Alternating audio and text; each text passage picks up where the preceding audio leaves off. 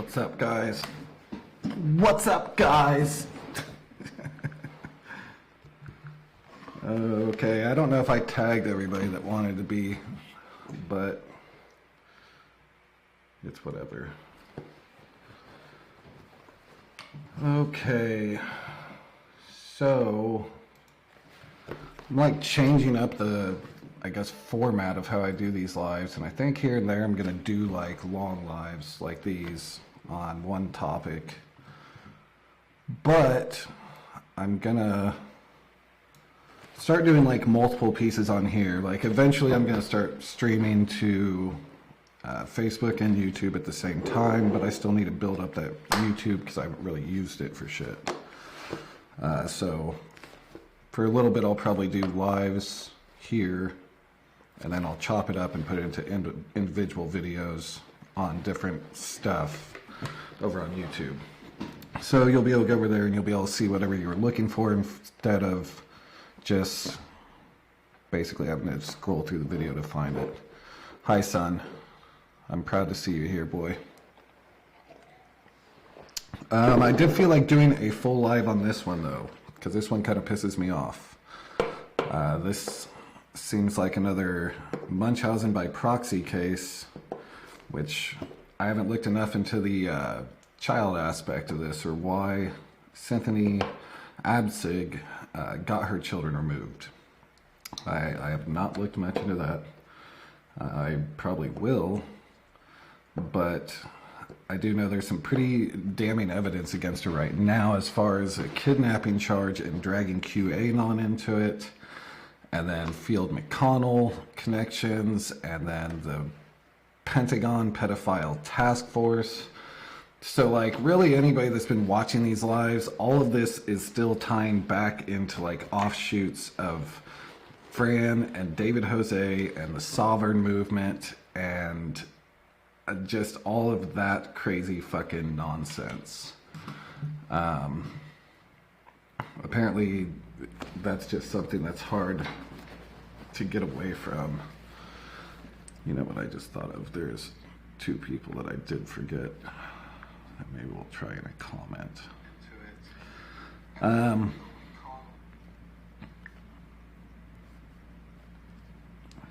let's do this. There's actually like 4 people that I forgot and I felt bad about. Okay, so this is like every other time some shit like this happens. The super vicious anti-CPS crowd, the like just burn it all to the ground, we don't need it anymore. Once again, it's like latching on and saying all of this is just a huge conspiracy to keep Cynthia quiet from exposing everyone, just like with Melissa Deagle. But again, this all ties into like Fran and David Jose and the Sovereigns, and then Kirk Pendergrass and Chris Howlett and their phony E-Clause thing have started this thing called, well, they're just a part of it even. Like it's just crazy how this web works. So this is gonna take a few of these lives to get this understandable, but Kirk Pendergrass and Chris Howlett, and then this Field McConnell and Timothy Homseth all claim that they like speak directly to the president, and they have this Pentagon pedophile task force that isn't a thing. Like it doesn't exist. It straight up doesn't exist. That's literally all there is to that.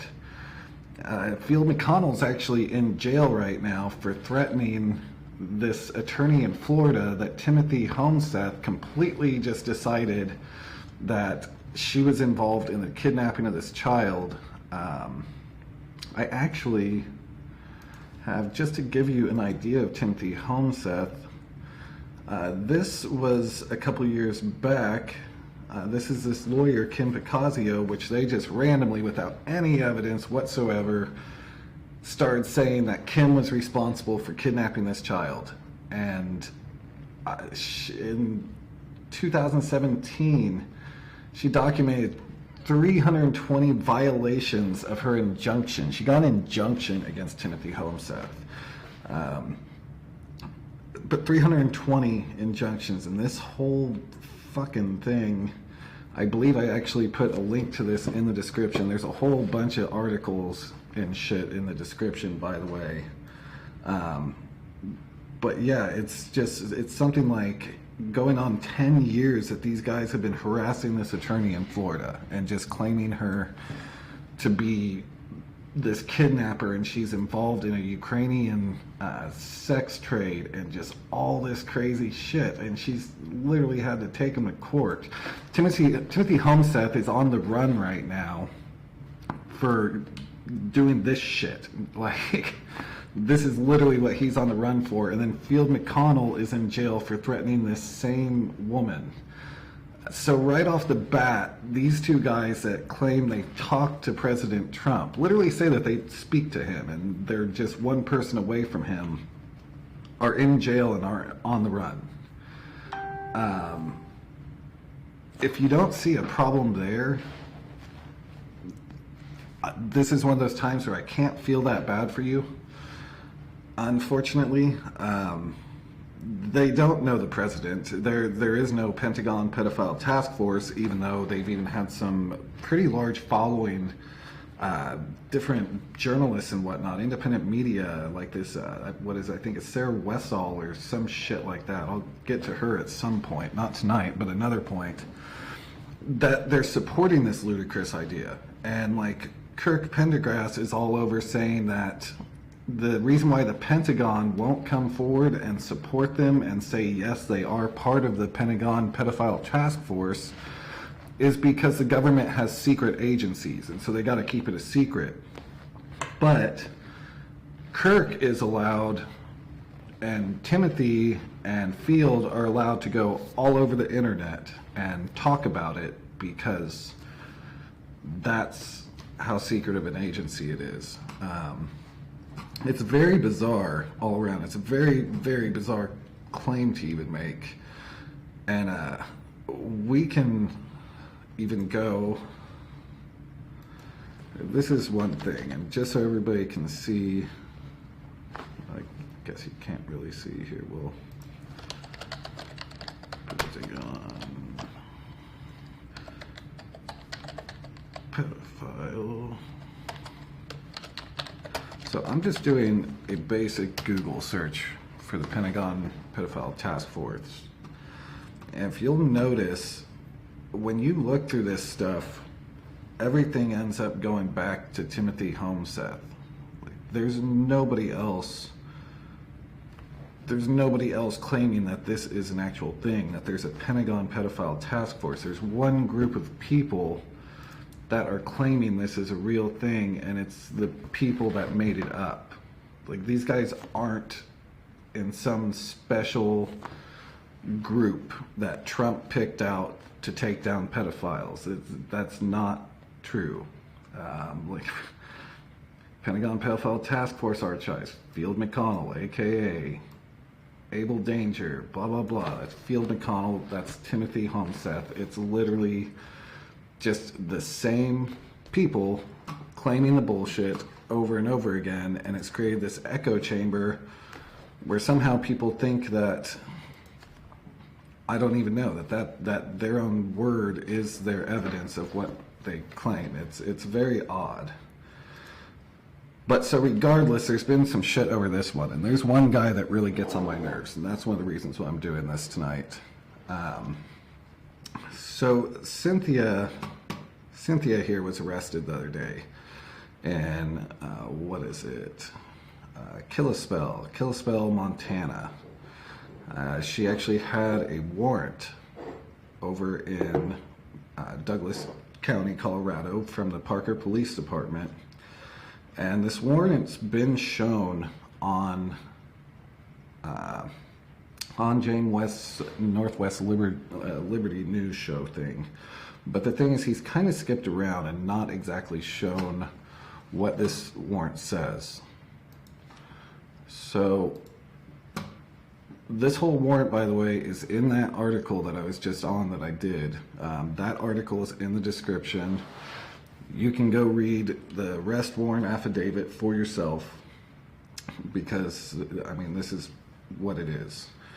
There's a lot of things that are going around, like people are saying that the police had the daughter cornered and CPS had the daughter alone and she told all this. That's not true at all. It very clearly says in the affidavit that the daughter had been telling her teacher this for a very long time, for weeks, before they even got another agency involved.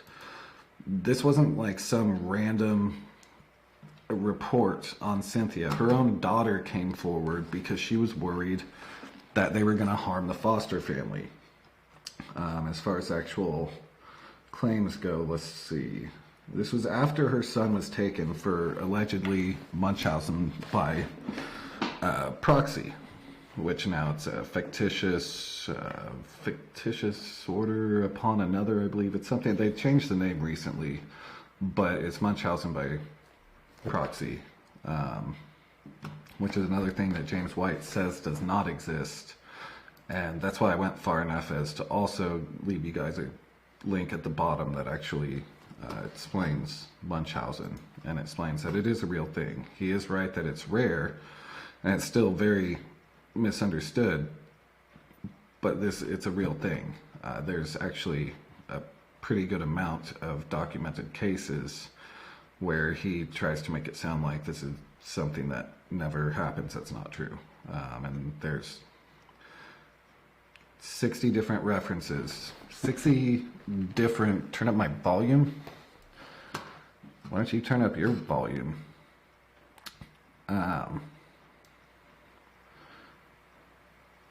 But yeah, so there's 60 different references there that are actually in medical field. So I personally would trust their judgment a bit more than James White from Northwest Liberty News, but that's just me.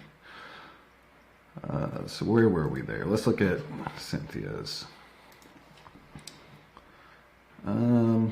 So basically this is her talking to a different people, the caseworker than the detective. Her story never changed. It was actually noted that while talking to the counselor, while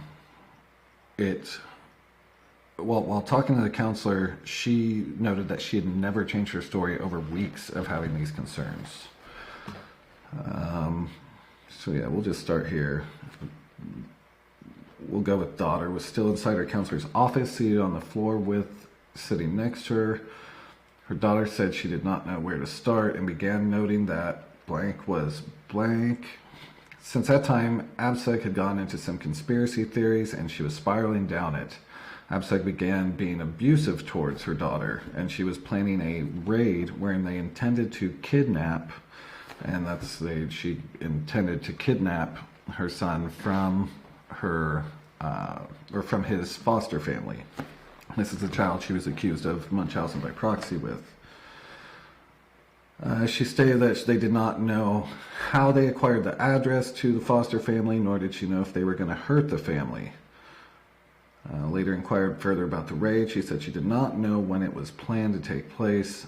And she didn't think Abcug knew either. She believed the raid was going to be done by a group of people belonging to the QAnon movement. She also claimed that her mother, she didn't believe that her mother actually knew the address. She said that they, quote unquote, they knew the address, which she was referring to people from this QAnon group. The daughter said that Cynthia hadn't been leaving the house really at all, except for to go to these QAnon meetings.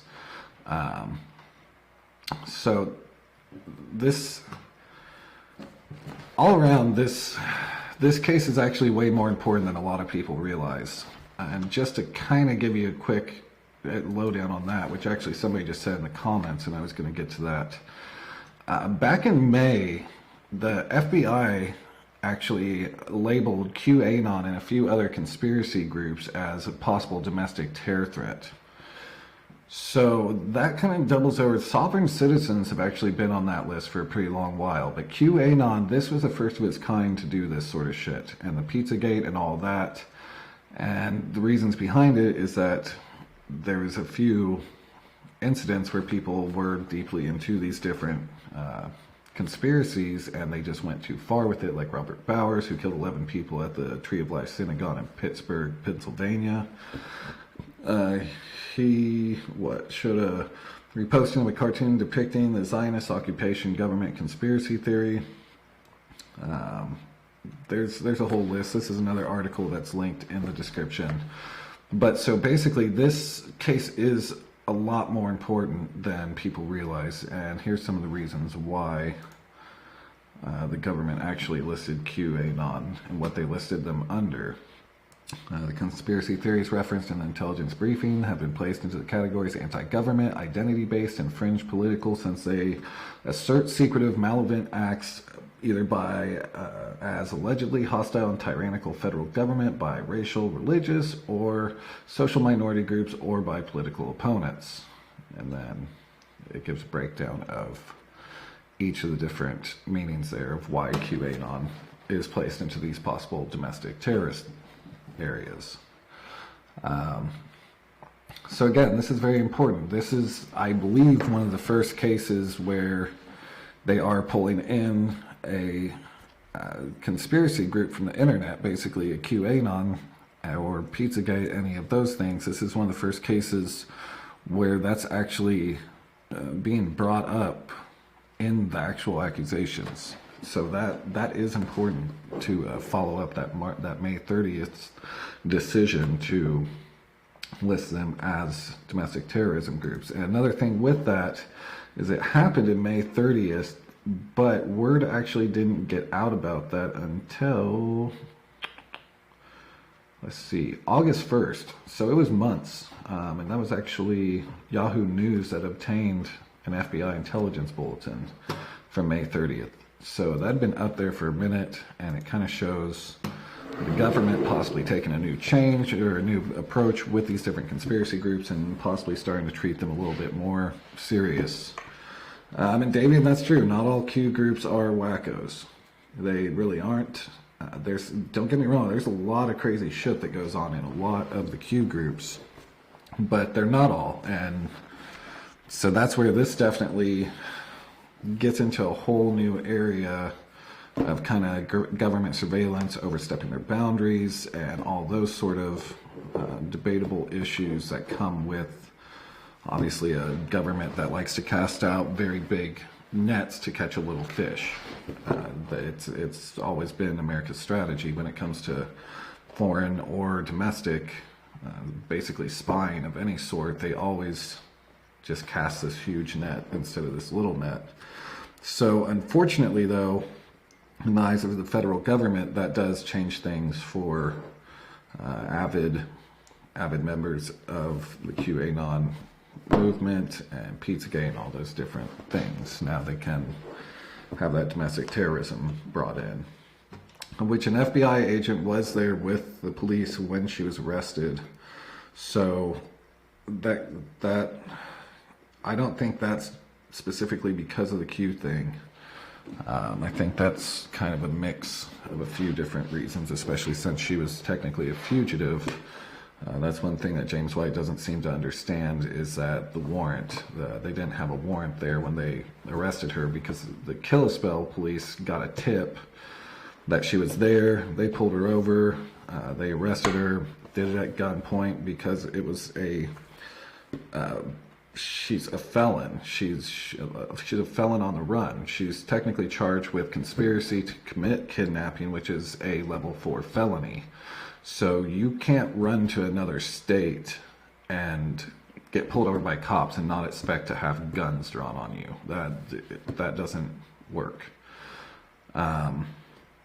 Of course, Kalispell isn't going to have a warrant there on hand because it's not even the same state. They're going to have to get that warrant. That doesn't change the fact that this affidavit was filled out back in October, I believe. So even if they didn't have that paper warrant on their body yet because it's a different fucking state, that doesn't mean the warrant doesn't exist. She's still a wanted fugitive in Colorado. Like, that's pretty basic shit. I don't even know, but we'll watch one of his videos in just a little bit, just to kind of get his misrepresentation of this situation. Another thing, and this kind of sucks, this is why this live took a little bit longer to do, is that there was another channel that had been uploading videos from Field McConnell, which I'm sure this video will come back up. But Cynthia was actually on with Field McConnell on September 26th, I believe. That video is now no longer available because over on the page that was uploading it, that's been shut down now. Well, that's exactly why it's not there, because it's been shut down. Let me see. I can tell you that it did exist, and it was shared out. Field McConnell, Cynthia Abcug, Sphincter Boy's mom, because Field McConnell apparently called Cynthia's son that was in foster care. He referred to him as Sphincter Boy, and I'm not sure if that has to do with the fact that Cynthia claimed that he was molested in foster care or what. And then this Sarah Dunklin, there was 2 videos actually that were shared out. They were on YouTube, but unfortunately when you go to YouTube now, it does have that pulled down thing. So I'm trying to track down that video of Cynthia on with Field, and that's where Cynthia was talking about the pedophile task force and all this shit, and it definitely shows, it corroborates with what Parker police are saying, that she and her daughter, that's the thing at the end of the day where people like James White piss me the fuck off. They're sitting there trying to call out the government when this is the daughter that made the claims. And the daughter even said that Cynthia was becoming abusive with her. So they're literally ignoring the actual victim of the situation to be able to push their own fucking narrative, to be able to impress whatever crowd they want. And that's the horse shit part. If you guys think that I like to piss off all these little fucking lunatics 24/7 and have them come bitching at me and saying all these crazy things about me, you're partially right, because I do find it entertaining. Most people wouldn't. But the point of it is, there's other shit I could be doing, but these people are actually affecting people's lives. You know, like these guys were getting ready to go do an armed kidnapping. Now, unfortunately, at the same time, and I'm guessing this is because Field is currently in jail and they probably don't want him to get any more charges, they have really cleaned up Field McConnell's YouTube channel. So not only did they have it reported on the other channel, they also took it off of his actual channel. But, you know, it's getting to that point where I'm sure when I spoke to the detectives about the Cynthia case, they were very aware of the James White Northwest Liberty News videos. I'm pretty sure they were aware of just about all the videos. So I'm sure that they are quite aware that Cynthia had been around with Field McConnell. And then another thing, in the affidavit, it speaks about a Ryan. There was an armed man, an armed guard named Ryan that was staying with them shortly before all of this went down. So, okay, yeah, see, I thought so. Because he told his mother his sphincter hurt, his foster parents told him that, okay, and so yeah, Field McConnell calls her son Sphincter Boy because he was positive. There was claims he was sexually assaulted or molested, which that's a great thing to refer to a child molesting victim as. Well, it's not really shut down. What they did was they did copyright claims. So copyright claim, YouTube's normally pretty good about that. And they got that whole channel shut down. Because what they were doing was they were putting up videos that had been deleted. So like I said, hopefully they'll put that back up. I'm actually trying to find the owner of that page. If anybody's watching this and knows the owner of the, I believe it was Glow Free,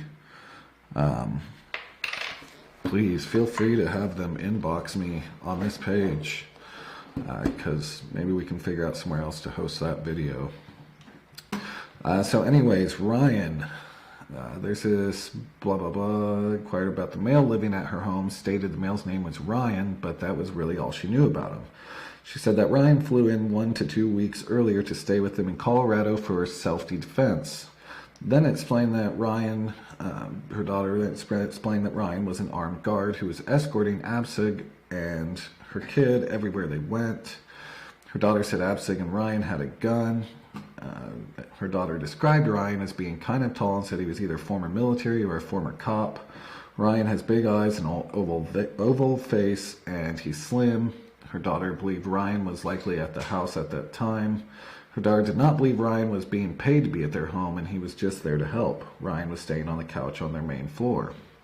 So, at this point, 2 of Cynthia's kids are removed. First, the Munchausen by proxy son was removed, then the second kid was removed, and then at this point, her daughter is the only one that's still there.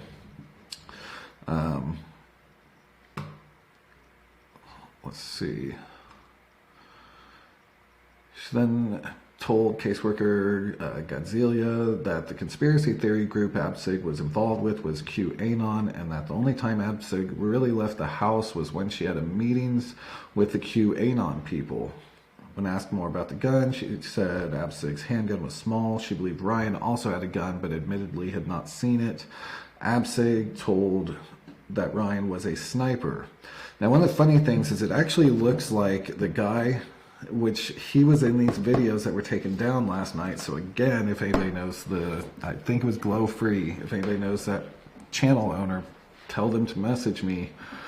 It seems like this Ryan that actually went to her house is actually Ryan Wilson, who is a friend of Field McConnell's. He's on Field's Lives, real weird looking little shithead. And it seems like he went there, and Field had even said that he sent someone out there with his gun in his car.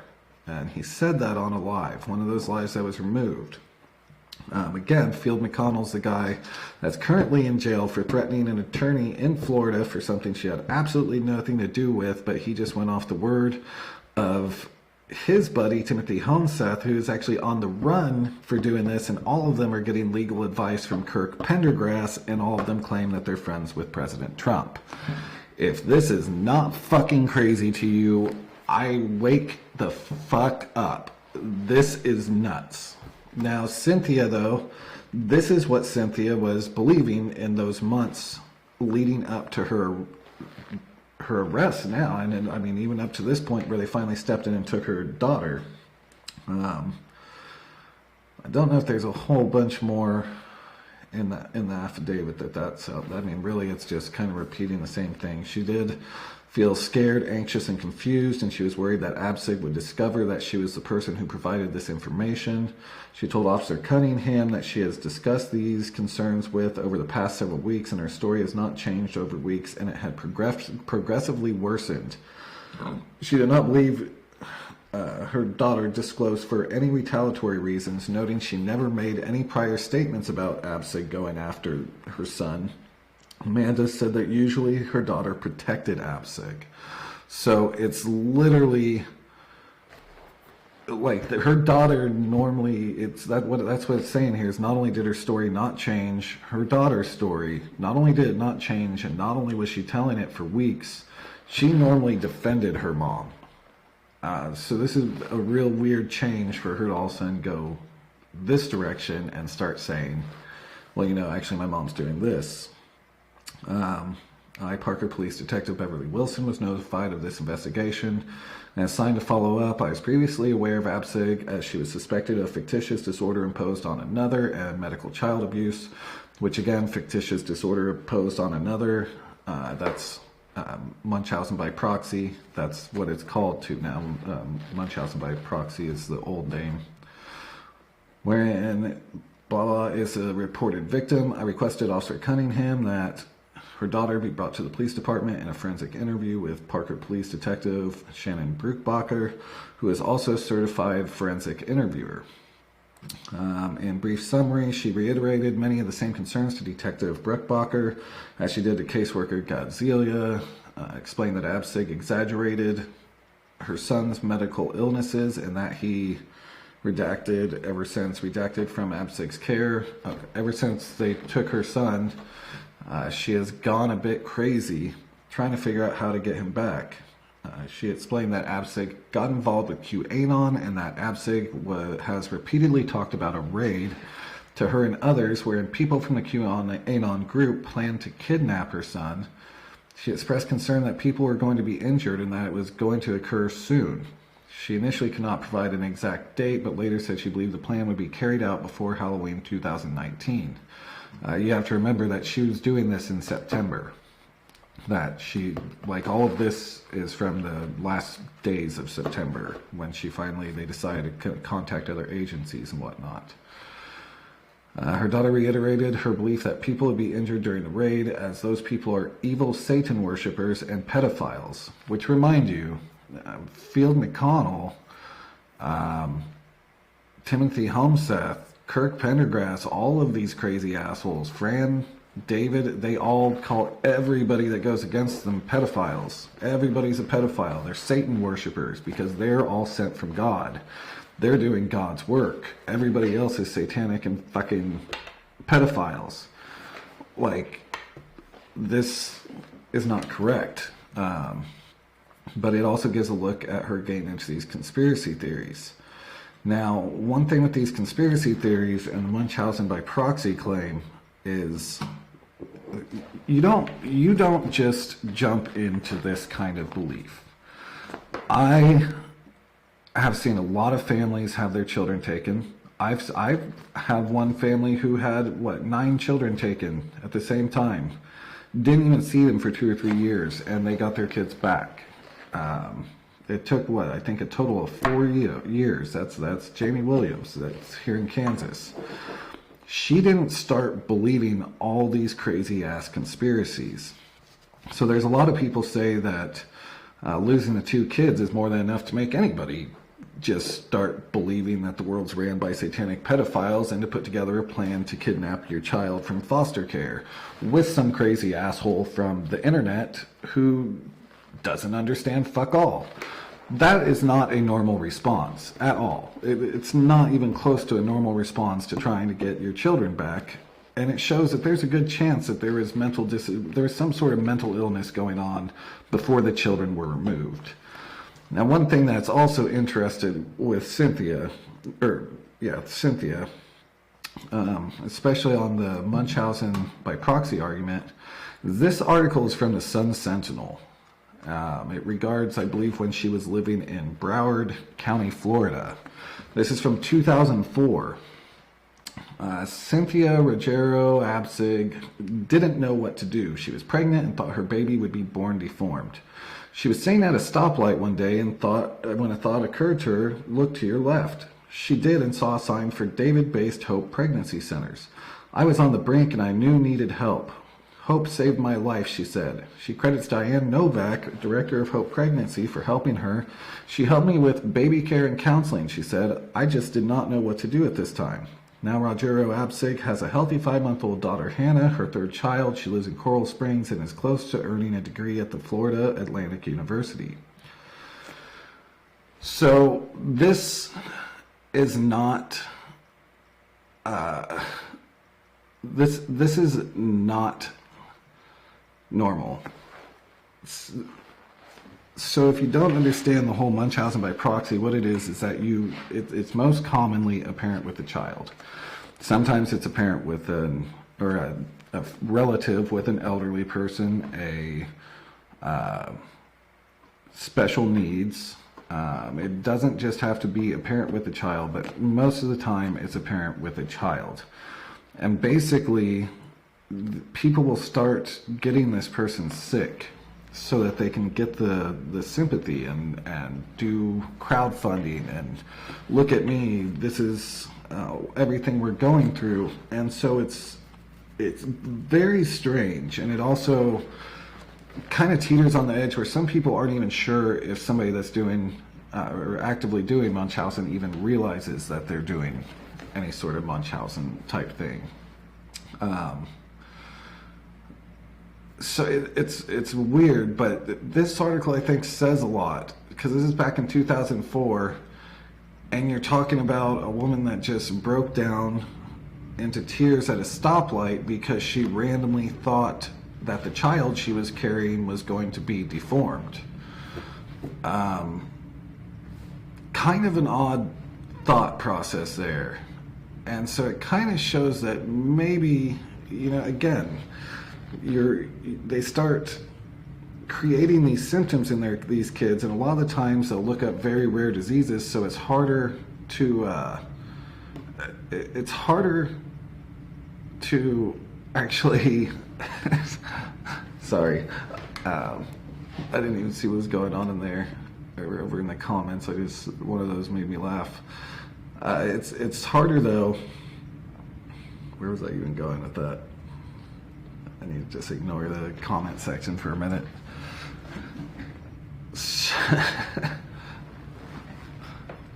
Oh, a GoFundMe for over 9,000. That's true. That's true. She actually did raise almost $10,000. But no, okay. So here's a nice example of this would actually be a Munchausen by proxy case. Actually, Tiffany Alberts. Tiffany Alberts was just sentenced, even though her crime actually occurred in September 2016. Now, Tiffany here was actually injecting her son's IV bag with poop, with his own poop. She did it for, I believe it was approximately 3 days before she was arrested. She was actually caught on surveillance. Her reasoning for doing it was that she wanted, so her son was going through leukemia, her teenage son, and she said that she was injecting feces into his IV bag because she wanted him to get better treatment. She thought by giving him these symptoms, he'd get moved to a better floor, and therefore he would get better treatment. So that's the thing with Munchausen. They see it as a good thing. They think that they're trying to help, even though they're the ones creating the illness in the child. And again, another one, before we go towards James White and his latest live on this, Melissa Deagle, she's been one that we followed for a minute. Melissa Deagle is another case where they're claiming Munchausen by proxy, and her 2 daughters are the victims. And with Melissa Deagle, a lot of people that want her to be innocent are ignoring the fact that the only 2 victims listed in the court documents, in the current paperwork, she hasn't gone to court yet, it hasn't started, but currently the only victims are her 2 daughters. And so state is going to have to provide evidence that these 2 girls, years later, still do not require feeding tubes and do not need wheelchairs, because Melissa had them in wheelchairs and had feeding tubes in them. So this is not, it's not like the state can just fake that these kids are able to walk or that they're able to eat. They're going to have to prove that in court for their charges to stick, that these kids were never sick and didn't need any of this years afterwards. There's no faking that shit. It's not anything to fake. You can't. You literally can't. It's not like they're going to take out a feeding tube right before a court and have the girls go in and say, oh, we're totally fine without feeding tube, and then go back in and get their tube put back. It doesn't make any sense. But her daughters are the victims, plus they have super rare diseases. No, see, that's part of Munchausen by proxy. They pick these super rare diseases that people don't know much about, and they mimic those symptoms. With Melissa Deagle, on my original article back for the Daily Haze, the thing that they're blaming this on, because they've said forever they were taken for this medical experimentation, this drug trial bullshit that was happening paired up with the Arizona Children's Hospital. Not true. Like that study, I talked to the people leading that study. First off, there is no arrangement with the Phoenix Children's Hospital. Not happening. They don't have any sort of arrangement with an Arizona hospital. They haven't even started the study because they don't have the people. So this whole claim that her kids were kidnapped to be put into the study, and this is a claim that Melissa herself and her supporters blamed this study, the group, the research company responsible for this study, they blamed it in specific. And I'm telling you right now, speaking to the people running it, and these are government funded studies, all of their shit is out there. She is lying. Yes, and that's the thing. Again, she said that her children had this crazy rare disease, and then what she's accused of is causing constipation and other things in them, requesting constipation medicine, giving her foods, or giving the kids foods that constipate them, and creating these physical symptoms that were based off these two incredibly rare diseases, which again, that's completely textbook of how these Munchausen cases work. They don't pick some sort of disease that everybody knows about because it's going to be easy for them to get caught. They need things that are barely researched and very questionable. And again, why are they saying they were taken for this study when the study hasn't even started? It doesn't make sense.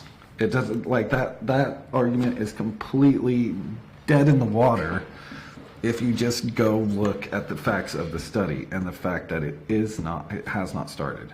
So that's why are they even lying about the reason for removing the child or children if that's all on the up and up.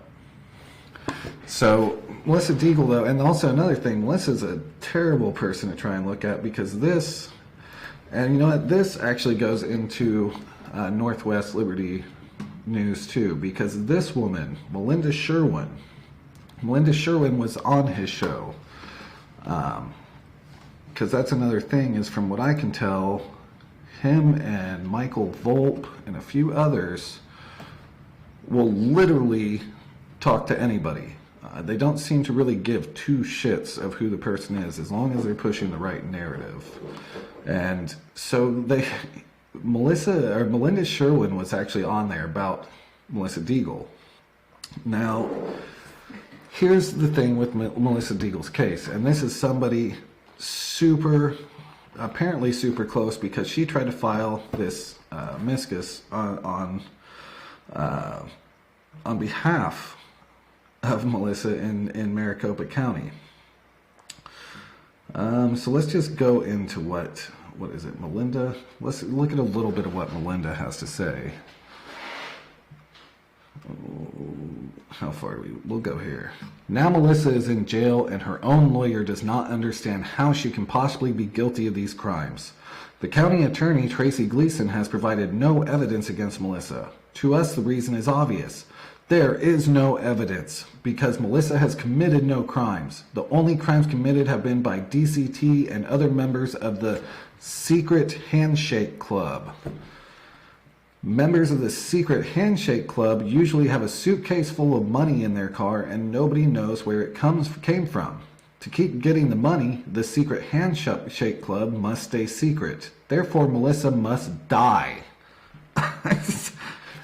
This woman turned this into court, and she's claiming Melissa Deagle must be killed in jail in order to keep the Secret Handshake Club anonymous, because shooting her on the fucking side of the street by the government with gang shootings and all the shootings that happen and go unsolved every day, if this is some top level plan, the best way for them to kill Melissa Deagle is to put her in the court system and then kill her in jail, is a brilliant theory, because Melissa Deagle, who did not have any sort of solid following whatsoever on social media, was completely going to take down the entire satanic pedophile cabal, which makes perfect fucking sense.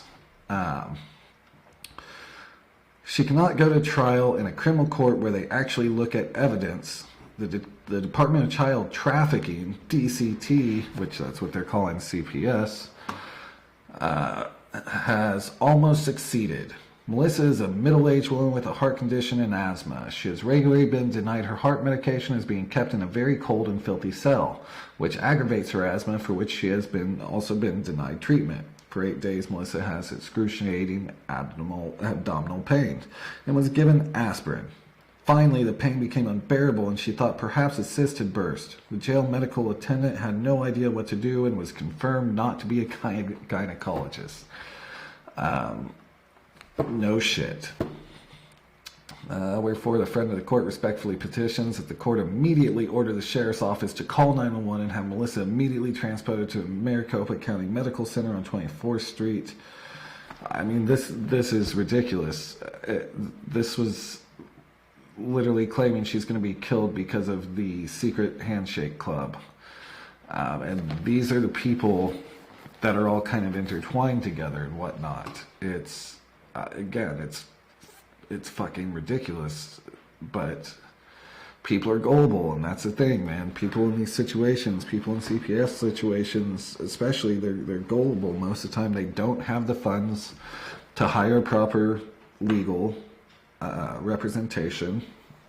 A lot of the times, which, and I'm sorry to say it, but this is one of the reasons why I started steering away from CPS cases, is that there are a lot more guilty parents than people want to claim. Right there, Melinda Sherwin wrote that. I guess she's a family advocate out of somewhere. I think out of Arizona, actually. But yeah, one of the big reasons why I started shying away from CPS cases is the fact that a lot of the cases are fucked up. In a lot of the cases, the parents fucked up. And it's the same as being in prison, man. Everybody's innocent. Everybody just claims they're innocent no matter what. One of the big things that they've been arguing with this Cynthia case is that she failed a drug test for marijuana, so then she went and took a drug test to show that marijuana wasn't in her system, which is one of the most ridiculous things I've ever heard to even try and use as evidence. I know people on probation that clear their piss 3 hours before going and taking a UA. That means nothing. The fact that she was able to pee clean literally means nothing. Not a good example that she's innocent whatsoever. You can get fake pee and literally just go fake your test right there. I mean, that's a terrible example of trying to display any kind of innocence. And as far as this goes, you know what, let's watch James's latest live.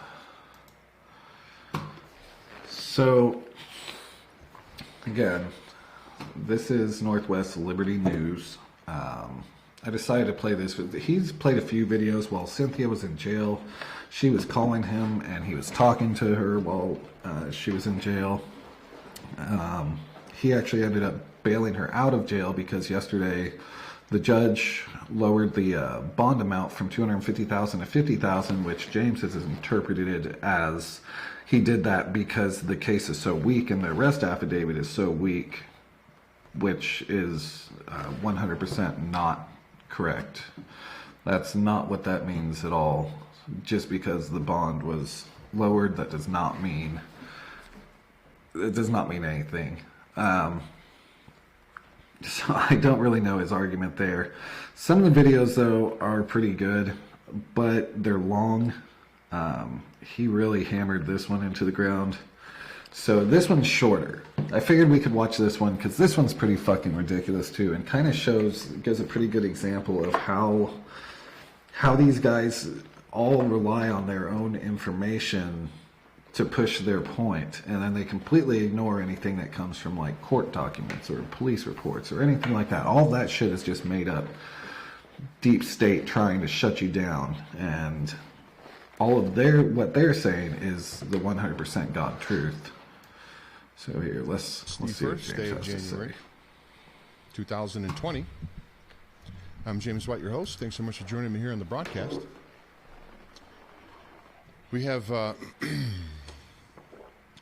wanted to come on here and give everyone an update of what's been going on with Cindy, of course, here over the last couple of days. And I wanted to produce some documentation here and show you what I think is proof that the Kalispell Police Department unlawfully detained her, shouldn't have actually been arrested. Shouldn't have been arrested, and I'm going to show you the proof. But first of all, I wanted to say we should be broadcasting live here on Periscope, YouTube, Twitter, and Facebook. We appreciate everybody that has joined the channel lately. It's really kind of blowing up. Thanks so much for that. Of course, the trolls have picked up, increased in magnitude like I didn't know existed. So, but whatever. Also remember, just like Fran and David and all of them, anytime somebody points out that you're a fucking liar, start calling them trolls. Dismiss them. Make it so nobody should listen to those people because they're saying I'm a liar. However, we're just going to continue to keep moving forward and pressing forward and speaking the truth the best that we know it, based upon the best evidence that we can find at the time. And that's just the way that we roll. And we're going to keep doing that, haters aside. Haters are going to hate. What am I going to do? I know, like I stated yesterday, I know who I am. I look in the mirror, so it is what it is. So, 56-year-old men, or however old James is, do not have haters. Just get that clear. Cynthia Abcug is out. She is right now recovering, sort of resting comfortably from her ordeal. She will not be here today, but she will probably be here on the broadcast tomorrow. It was last evening about 7:30 or so when she was finally sprung from the Hooskow. A couple of things went on there why this whole thing transpired. A couple of things happened that I thought was pretty remarkable. So first of all, we know, as I stated yesterday, the judge sort of looked at the affidavit and he was confused by it and didn't. He was kind of like, "Your kidnapped kids, were they here now?" No, they're not here. Okay, so, but they're not with you. You didn't. There was no kids found, and none of the. No, nope. Okay, well, let's lower the bail to $50,000 instead of. Now, I wasn't there for the court, but I can almost guarantee you that's not how it played out. First off, the judge would have had to have been at some sort of mentally disabled to not see that the charge and the warrant is actually for conspiracy to commit kidnap. There's actually a difference between kidnapping and conspiring to commit a kidnapping. And yes, conspiring to commit a felony. This is a level 4 felony, remind you, and what I believe kidnapping, that should be a level 1, level 2. You're talking about conspiracy to commit a kidnapping. That's a crime, and they can arrest you before you do it. That's one of those things like murder. They don't have to wait for you to murder someone if you are planning to murder someone. That's what conspiring means. So right off the bat, that is also going to help with getting that bond amount lower. Also looking at Abcug and what kind of charges she has, that will play into her getting her bond lowered. It has nothing to do with the judge looking at it and saying, oh, you didn't actually kidnap anybody. Like, literally not how that works. $250. So they knocked 80% off of the the bail amount, and that brought everything down to 10%. Called a bail bondsman. Pretty decent guy. I may actually have him on the show. May have him on the show to talk about that whole process and the bounty hunters and all that stuff like that goes on. Pretty decent fellow. His name's Derek. So I may have Derek on the broadcast here. At any rate, met up with the bondsman, and she was bonded out. and now she is free in that sense. She has to go back, I think, here in a couple of weeks to a hearing, and then they're going to decide about the matter in Colorado, and she'll have a period of time to go to Colorado to get that stuff taken care of, that matter cleared up. I mean, I don't know all of the specific legal, what exactly, because the hearing has, I know there's one more hearing coming up here in a couple of weeks, and then I think they're going to decide what to do after that. So all I know is that she has to be back in a couple of weeks for a hearing here in Kalispell, which of course she will be there for, because, you know, she's, in her own words, I've done nothing wrong. I've done nothing wrong. So I'm not going to. Well, that clears that up. I'm not going to run from anything. So I've you know, she's, so that brings you back to what I wanted to say. Now, I haven't watched this whole stream, but I watched some of it today, and that's another reason why I picked this, because this is fucking insane. Yes, she does live in Colorado, Parker, Colorado, or Douglas County. Parker Police Department, who actually did the arrest affidavit, but you'll see Douglas County's name a lot, and how it was explained to me is that Douglas County Jail is the only jail for like 3 of the cities there, including Parker.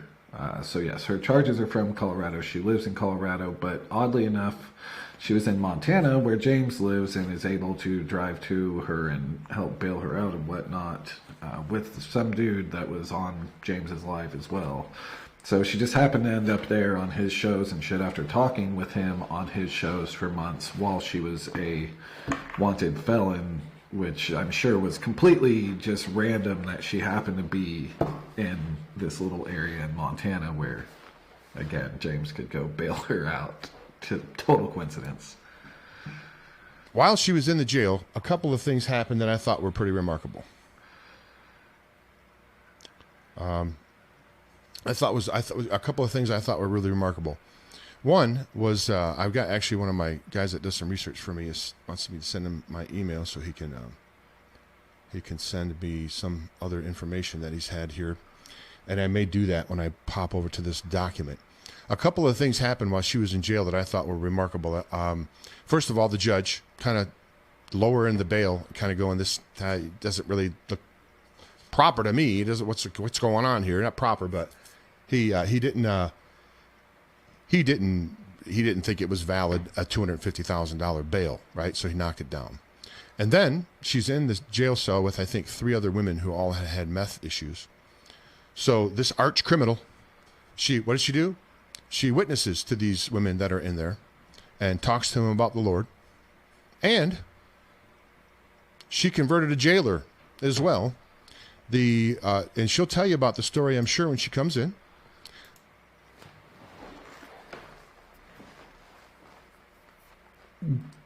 James White, you dumb, reckless fuck. So now you're just going completely off hearsay of the woman that believes in a fictional Pentagon pedophile task force, that she is converting a mysterious jailer while she was in jail for like 12 hours. Maybe 24 hours. Why would these words come out of your mouth on anything that you're calling news? This isn't even through my actual media outlet. I normally have a little bit more fun on these lives than anything else, and there is no way in fuck I would ever quote someone on converting someone while they were in jail. Like that even proves anything anyways. How many fucking mass murdering serial killers have found God in jail and started teaching people the word of Christ and doing all these outreach things? All of a sudden you go into jail and you speak about God, and that means you couldn't have committed a fucking crime. This is the sort of stupid shit that comes out of this guy's mouth that I can't fucking stand. But the prison guard, the very first day she was there, and if you know Cindy, she's very personable and very likable. So she strikes it up with the prison guard and starts talking to him. And he goes home. And watched almost all of her videos, he said, overnight. And he said he was so excited to see her the next day because he realizes now that she is being railroaded. And they're the criminals, not her. She's the victim. This is the jailer. This is the guard. And he says, I've got to watch a few more videos tonight, and I'll have watched them all. But after watching your videos, Cindy, I'm realizing that you are being framed for this. This is not right. You're the victim. And she's like, that's what I kind of been trying to tell you. So this is literally the dumbest fucking claim. This is why I chose this live, because this shit is ridiculous. So literally the proof that she didn't do any of this is that Cynthia claims while she was in jail, she converted a random jailer who watched all of her videos in one night, but then actually turns out that he has to watch a couple more videos tonight to be able to watch all of them. But he's super excited to get her because all of a sudden, after watching Cynthia's videos, he believes the whole damn government is in on trying to get Cynthia. Like, this is fucking idiotic at best. The type of person that Cynthia Abcug is. She doesn't sit back and she wasn't boo-hooing. You heard her on my broadcast. She was piped in here through the phone, through the prison phone, jail phone. It wasn't really prison, but she's piped in through here, and she didn't sit back and lament over her situation. No, she reached out to other people to help them in their down times. I mean, you're sitting in jail and you're on charges of, I think, one woman, and I don't know her name, and I would never say it if I did, but one woman who was there for armed robbery. She had a meth problem, and she tried to do an armed robbery to get money from meth, and Now, mind you, just a minute ago, she wasn't in there with serious criminals, and now all of a sudden she's in there with meth heads committing armed robberies, which is a pretty serious fucking criminal. That's how people get killed. That lady actually went into a place with a weapon and tried to rob it. That's a serious criminal. Cindy sat down with her, and she says, I really don't know if God's even real anymore. And Cindy sat down and talked to her and witnessed to her, and this is the criminal mastermind here. This is the person that's that's supposed to be storming things and taking stuff over. And she's going to address all that stuff when she comes on the broadcast. She's going to discuss those things and much more when we have her on. So I don't know when that will be. She certainly needs some time to get her sea legs back, so to speak. It wasn't a pleasant situation for her, but she made the best of it, as a lot of the parents that I come in contact with do. A lot of the parents I come in contact with during this, during. I feel like in his head, he possibly knows that he might have bit off more than he can chew with this one. It just kind of seems like it as he's trying to shit out the story. He seems very, and she's fucking preaching to meth heads in jail, and so that's proof that I'm backing an innocent person because a guilty person wouldn't talk to meth heads in jail about Jesus. Like this CPS and really family court work that I've been doing are some of the best people that I've ever had a chance to meet. So they have a lot of character and a lot of courage, which is an important thing. So Cindy is out now, and she is going to. She's not an unlawful person. She is going to fight this in whatever lawful, legal manner that is available to her. Never once have I ever and I don't know if there's anybody that has interviewed her more times than I have, or even spoken to her on the phone. And we have some other recordings that we did while she was away that have never been seen before, or early in the morning, like 3 a.m. recordings that we did with some updates that have never been shown, and we may release some of that stuff as well. But I've never known her ever in the hours and hours and hours and hours that I've talked to her, has she ever talked about violent? In the hours that I've talked to her, she's never talked about violence. So basically, this woman that he does not know, he is self-admitting he does not fucking know her. He knows her for hours and hours and hours and hours. She never told him about anything violent. That's it, boys. Everybody can pack their shit. Everybody can go home because James fucking White talked to this lady for a few hours and everything's cool. It's cool, y'all. Why not? Being violence or being violent, storming anything, harming anybody. No. As a matter of fact, it's been the opposite. She's asked me to pray with her and pray for the people that have taken her children. That's what she's done. Right?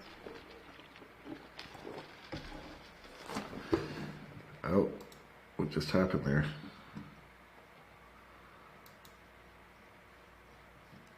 Why'd his video just stop? Am I still live?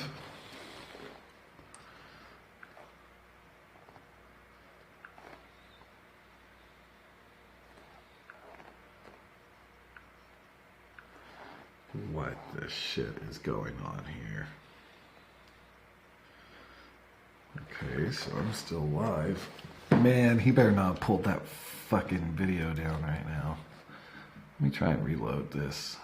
Maybe something just went screwy on my end. She's conspiring to pray for people. She's conspiring to pray for people. Or she's conspiring harming anybody. No. As a matter of fact, it's been the opposite. She's asked me to pray with her and pray for the people that have taken her children. See, Melissa, and that's true. That's one of the things, again, that really pisses me off about this asshole is not only is he undermining victims, real victims, the child victims of these fucking parents he claims are innocent no matter what. He actually, with Cynthia's daughter, went as far as trying to say that she has mental issues. So he's blaming a teenage girl of having mental issues for her doing the right thing and saying, hey, my mom might hurt this foster family trying to kidnap her fucking son out of foster custody. I'm kind of nervous about this. She's been getting abusive towards me.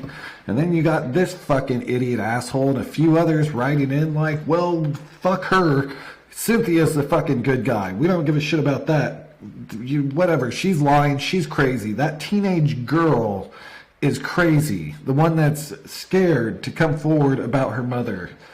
The one that literally, like in the fucking affidavit, reads that she's scared to come forward. That's who is actually at fault here. That is 100% who's at fault.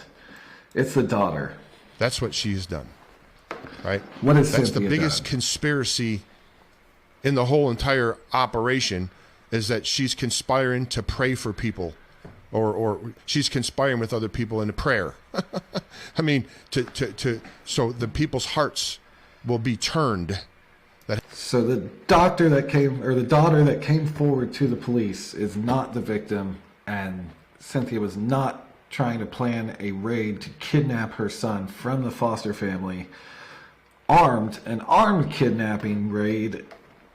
She, in reality, should only be accused of... I can't even repeat it. Conspiring to pray for people, because why not? Have taken their Why children the and fuck they not? realize that they are destroying her life and the lives of her children. This is Cynthia Abcug. This is not the Cynthia Abcug that's portrayed in these documents, these affidavits, which, again, I want to reiterate one more time. Understand, the affidavit was produced by the same group that illegally kidnapped her child. Two of them. Same group. Okay? So if you're looking for the Douglas County court system to produce believable, true documents, you may not be looking in the right spot. As I stated yesterday, they've already tried. Now, remind you, this document that came from Douglas County only came from actually the Parker Police Department, which is in Douglas County, but technically it even says on the fucking affidavit, Parker Police Department. But the only reason this document was able to be created is because Cynthia's daughter had talked to her counselor about it for weeks and was terrified to come forward. This was not something that they just coughed up out of nowhere.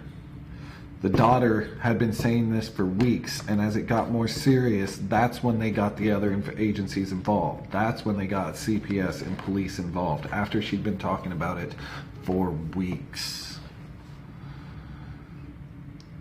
Tried to falsify her drug tests, and she caught him on it. They also tried to state in their documents that she has been a problem with Colorado CPS since 2012, was it? 2013? 6 or 7 years? And she hadn't even lived in Colorado for but a year and a half. So they fabricated out of whole cloth. And where James is fabricating is that she's was in the CPS system in Florida. These problems with CPS date back way longer than this. So if they got the wrong state there, and maybe they didn't mean to put Colorado there and they meant to put Florida, maybe don't look over that part, that even if she wasn't in Colorado, these CPS issues date back farther than current issues. I believe it was February when the children were taken away, when first the Munchausen by proxy, and then I think like a month or two later the second child was taken. Fabricated maybe reverse her order. residency that she never even lived there. And that's easily provable. But they put that on the document, so that's the first thing the judge read, was that she's been in a system here since 2012. She's been a problem, right? And this is routine. This is routine, folks. Routinely. Bitch, and he's been one that keeps on talking about the affidavit, saying that he's going to post it, but never did.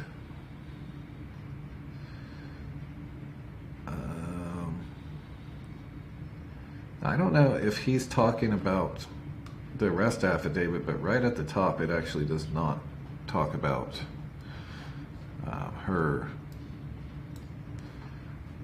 being in CPS custody. Maybe he's going on about some other shit.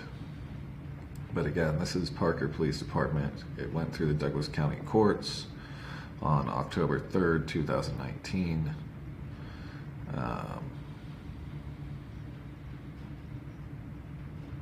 Yeah, I'm not really sure what he's talking about with that. But let's let him keep doing it, because why not? Luckily, there's not much left. Do they falsify drug tests? Routinely, do they have secret hearings? Routinely, they violate people's due process. Okay? Routinely, over and over and over and over. That's what happens. You can troll me, you can call me names, you can do whatever you want. All right, so I'm You're a dumb fuck. I'm sorry. I figured I would take him up on that one. the worst guy in the world. I'm a man literally from the bowels of Hades. Okay? Let's just use that as a given. That does not change the fact that children are getting kidnapped from their parents and sold into foster care / human trafficking. No matter how bad of a guy I am, I'm the worst possible guy you can imagine. Doesn't change that fact. Do you understand? It doesn't change that fact. And this is actually one point I'll agree on him with, which is also in return the point for this. He is telling the truth there. There's a lot of issues with the foster system in general, CPS in general. There is no question, there's enough data to prove it, that a large chunk of foster system ends up in prostitution, human trafficking type situations. There's the CPS system as a whole, the foster system as a whole is very, very broken, and it's privatized by design. It actually started in Kansas. My home state was the first to privatize after losing their ass in a lawsuit in 1989 that graduated up to a class action in, I believe, 1991. And by 1996, they couldn't finish everything the judge had told them to change. And so they said, okay, well, instead we're just going to privatize. And so they privatized the foster and adoptive services. So here's the problem, though, is that there are these very real issues, and there are real victims out there. There are people that get their children wrongfully taken. Most of the time, it's normally poverty-based. They're just easy victims, just like with anything else in the system, with pipeline to prison, all that shit, which, again, that's another thing, foster system straight to prison. There's a lot of issues. There's a lot of abuse that happens inside foster houses and foster in general. These issues, though, get buried under all this conspiracy bullshit, and people think that the actual issues are just crazy shit. The actual victims get buried under people like Cynthia and asshole dipshits like James, who will just say anybody's fucking innocent, and that goes for his little buddy Michael Volpe too. Both of those fuckheads just throw whoever they want in front of the camera and say that they're innocent. This is so wrong. And there's other outlets that do it too. Just any parent. It doesn't even matter.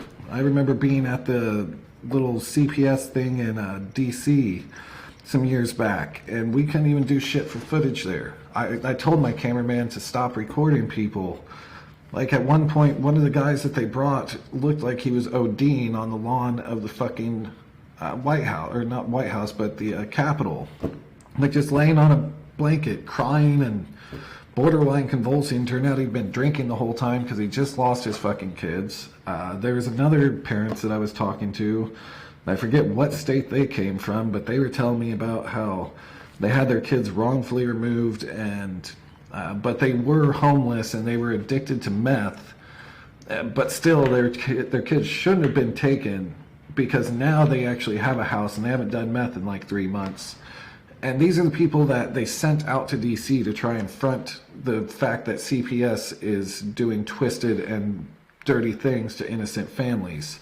Like, that's not, you were homeless and addicted to meth, you son of a fucking bitch. Yes, that's why they took your kids. That should be common knowledge. That 100%.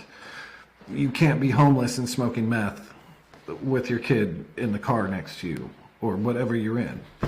So this kind of shit is damaging on so many different levels. And then when it comes to some of the QAnon and sovereign beliefs and all this shit, Cynthia is a perfect example, which is kind of the sad side of things, that when somebody's mentally unstable, these conspiracies can go deep into them and they can be taken way too serious.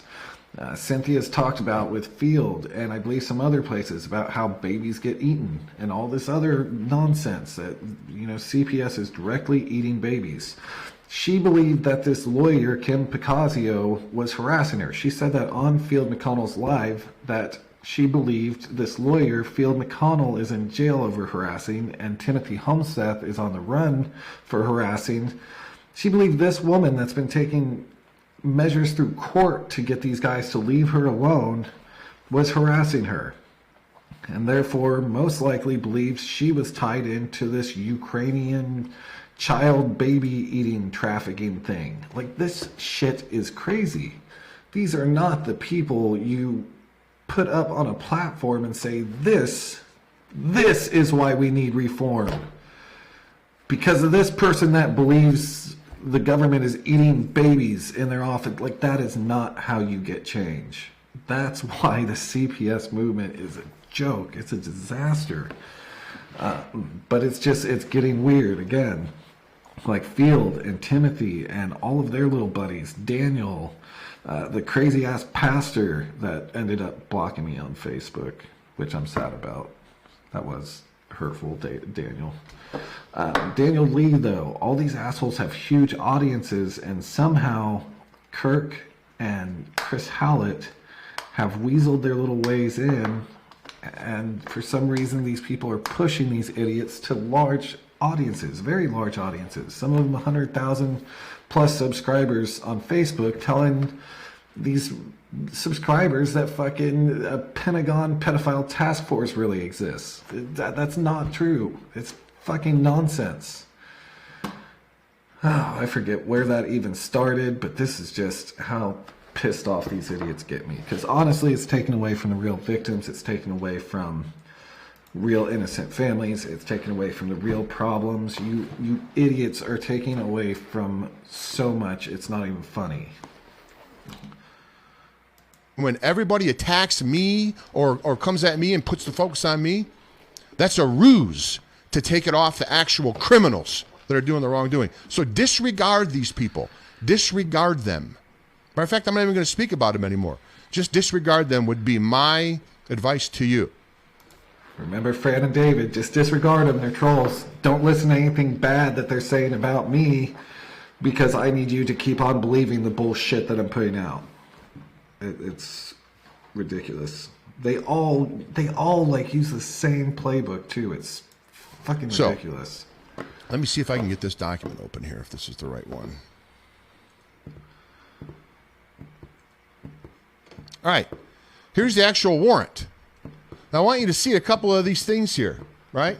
All right, I want you to see this. First of all, let's look at the very top. First of all, she was arrested on the 30th in the afternoon of the 30th. The afternoon of 12:30, okay? For those of you out there that are slow, that's a day before the 31st. She was arrested on the afternoon of the 30th. Did you see when that warrant got received? Oh, it got received at 9:55 in the morning the next day. What? Hold on a minute. You mean the Kalispell police pulled her over and drew 16 guns on someone and didn't have a warrant? They didn't have a warrant? They had... Again, that doesn't mean that she didn't have a warrant. This is James just not having a very good understanding of basic law.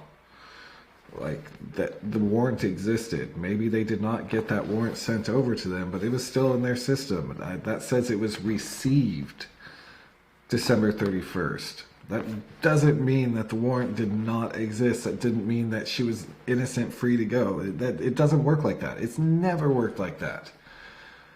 Fuck. To wait till the next morning to get the warrant. So it was a warrantless arrest. No, it wasn't. Folks, this isn't me. Look at the data. Look at the data. Look at the proof. This isn't data either. Oh my God. See, this guy I can't fucking stand. This will probably be the only fucking time we do anything with this pompous fucking There's idiot. the timestamp right there. You can call this number if you want. Right there. Received 12/31/2008, 9:55. She was arrested on 12:30, the day before in the afternoon. I thought you're supposed to have a warrant when you're arrested. It's supposed to be a warrant in hand. Supposed to be a warrant in hand. Is that correct? Oh my God. Don't know. No, it does not have to be. You should have a warrant in hand. Now, let's look at another part of this document here that's interesting. This guy literally doesn't understand. The people of the state of Colorado versus Cynthia Abcug. The people of the state of Colorado, to any officer duly authorized to execute warrants within the state of Colorado. Within the state of Colorado. Where does it say that someone in Kalispell can arrest her? Where does it say that? Where does it say anywhere on here that anybody in Kalispell has the right to arrest Cynthia Abcug? Where is it? Oh my God. Okay. It says the people of the state of Colorado, to any officer duly authorized to execute warrants within the state of Colorado. Some of this should not have to be explained to anybody.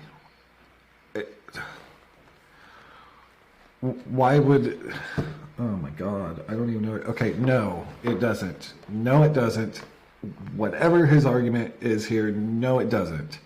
The fucking Colorado warrant isn't going to list every single city in the fucking country that can arrest him, every police force. That's... If this was a charge for Montana, then she'd be going to court there for her charges. This is a warrant out of Colorado. She's going to have to go to Colorado court for this. That does not mean that she doesn't get arrested outside of Colorado. Like this, these are... Okay, this is what's frustrating here, is that this guy is showing how fucking stupid he is, because this is not even at like Kirk Pendergrass's black law bullshit level. This is like, this is the table you would sit a Black's Law dictionary on. You would, this is the basic understanding of the law that they don't... I honestly don't even understand what he's trying to argue here. That because they didn't put Montana on this and list every other state, every other city, that she can't be arrested anywhere for this level 4 felony warrant for conspiracy to commit kidnapping. It's a felony warrant. It's a fucking felony warrant. This guy is probably the dumbest, but luckily this live is helpful because this is still the group that I told you already we were going to move into, like Field and Timothy and Kirk and Chris Hallett and all their little independent media buddies and shit. This is that whole crew, so that's why we're okay with doing this, and we're like halfway through his video, so this is almost, God, it's painful, but it's almost over. Colorado. This is not Colorado. And I doubt that any Kalispell police officers are sworn officers in Colorado either. Don't think so. Maybe. So they are charging her on this document of a capital crime. Kidnapping is a capital crime. Capital crime, right? Kidnapping? Second degree? Second degree. Where's the indictment? Conspiracy. Was there an indictment? Is there a witness to a kidnapping? Where's the witness? Did they have a grand witness to the kidnapping? The witness is the fucking daughter, because the charge isn't kidnapping. Holy shit. It's not kidnapping. The charge is conspiracy to commit kidnapping. It's a conspiracy to commit charge. Like, it's not kidnapping. And as far as where's the witness, the daughter, you fucking pig-headed asshole. The daughter who said she was being abused as well. The victim daughter you are ignoring to make your homie look like she's totally fucking innocent is the witness to the crime of conspiracy to commit kidnapping. You fucking asshole. I don't see a witness. And then, thirdly, what do we have here at the bottom? Which, by the way, he would have seen a witness if he would actually post the full affidavit like he'd been saying he was going to do, but somehow, I guess, has forgotten how to post a fucking affidavit online anywhere. So instead, he's just been showing clips here and there of it. We have an officer modifying a Colorado document. This is crossing out this. I didn't arrest him. I served him. Modifying a Colorado document, and even his own self said he served this party this document at 9:35, the day after arrested, which doesn't jive with the time on top, but I didn't create this document. The fact of the matter is, it was the next day. You can't change that fact. This document's been modified by the flathead, whoever did this document, Mr. Marvin, Officer Marvin, modified this document, crossed out lines here, and then crossed out Colorado and put Montana in. Because it was... My God. You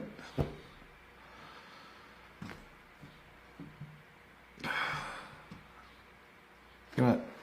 We're just going to... this is a person's life at stake here. Let's just cross out things and write things in on documents and that we don't even really aren't even ours. And let's just execute an arrest without. Well, Karen, at some point we'll probably laugh, but unfortunately this group at the moment, I just don't find it too funny yet, just because these guys really do have a large audience and they're fucking crazy. This isn't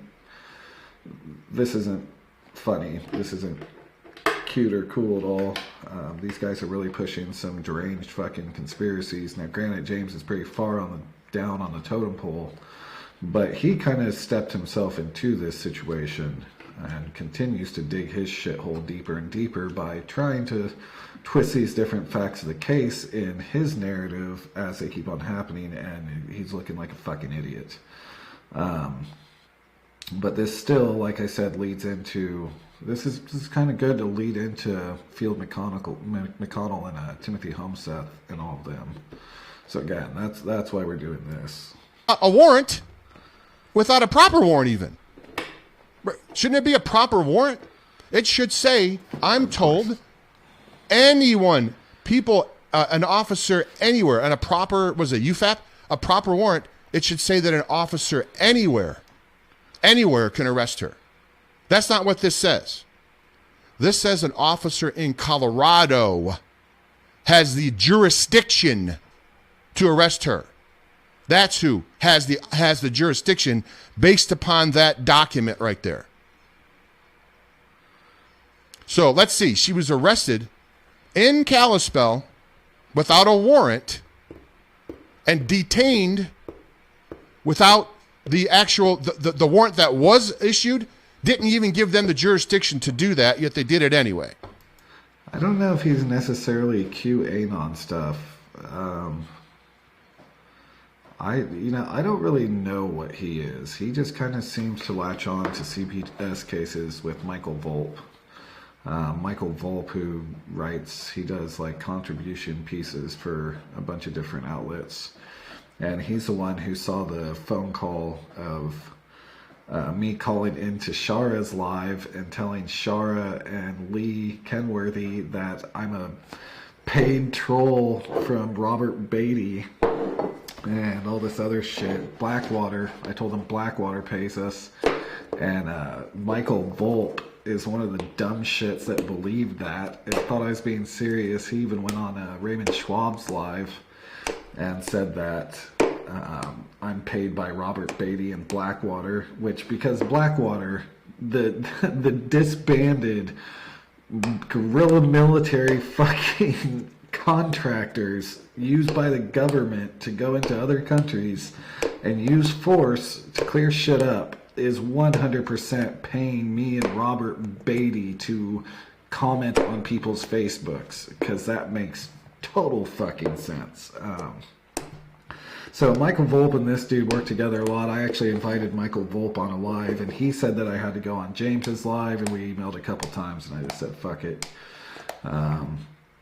I think I emailed him last, though. I'm not sure. But Michael Volpe wouldn't come on live with me unless I went on this bullshit thing with James, which either one of you two, you're fine.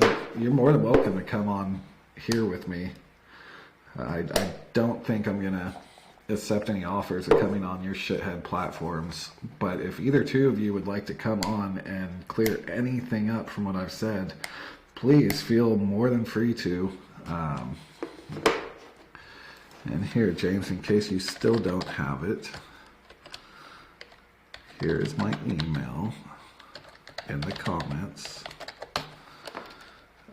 Or you can just message this page, or you can message my personal profile. You can do whatever you want. The world is your oyster.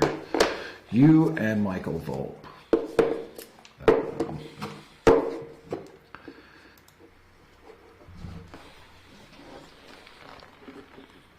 So this is what we got going on here in America, right? So how come any of us couldn't get arrested coming out of the bakery or maybe out of the bank or coming out of Costco, and they just apprehend you? Where's my warrant? Well, it's coming. It'll be here tomorrow. What are you talking about? What do you mean? She kept going. Where's my warrant? the warrant that was issued like 2 months prior after she fled the state. Warrant. Where's my warrant? Well, it's not here yet. We don't have it yet. We don't have it yet. It's delayed. It's delayed because it's electronic. It's delayed because it's electronic. No. Hand carrying it over or having a courier drive it over, and his vehicle is delayed. Right, overnighting it. That's a bit of a delay. Electronic. An electronic transfer it's taking longer because they do it electronically. What? That doesn't make sense. That doesn't make sense. It doesn't make sense. It doesn't make sense because you're misunderstanding it. You don't understand the things you're talking about. So of course it doesn't make sense. I'm not an attorney. Believe me, though. There will be attorneys looking into this matter. Trust me. Hey, you know what? That's pretty cool. I actually like Agent 19. I've watched a bunch of his videos now. Agent 19, if you see this, I'm a fan of yours. I think you guys are doing pretty good work with the field McConnell shit and everything. So yeah, I like Agent 19. And I'm glad and honored that they find what I'm doing useful. Trust me when I tell you, I don't know yet what the deal is, but I'm telling you, folks, this is not a made. This isn't created by me. This is created by the courts. You see the timestamp. They pointed, and we're going to be getting the dash cam video as well. That's The dash cam. It's open. It's public record. We're going to be getting the dash cam as well to illustrate how 16 guns were drawn on a woman without even having a warrant present. She didn't have a warrant. Here, didn't come till the next morning. Holy fuck. No, someone called in a favor, as I said yesterday. I pointed this out yesterday, the day before. Phone picked up, called in a favor, and they snookered. They snookered the whole Kalispell Police Department. Because you can't just pull someone over and hold guns at them just because your friend says, hey, do this because I got a warrant that's coming the next day. This is not how things are supposed to operate. You can't just freaking terrorize somebody with freaking handguns. This is fucking stupid. Like this argument is, I don't even know how to respond to a lot of what he's saying. Like she had a warrant. She had this warrant for months.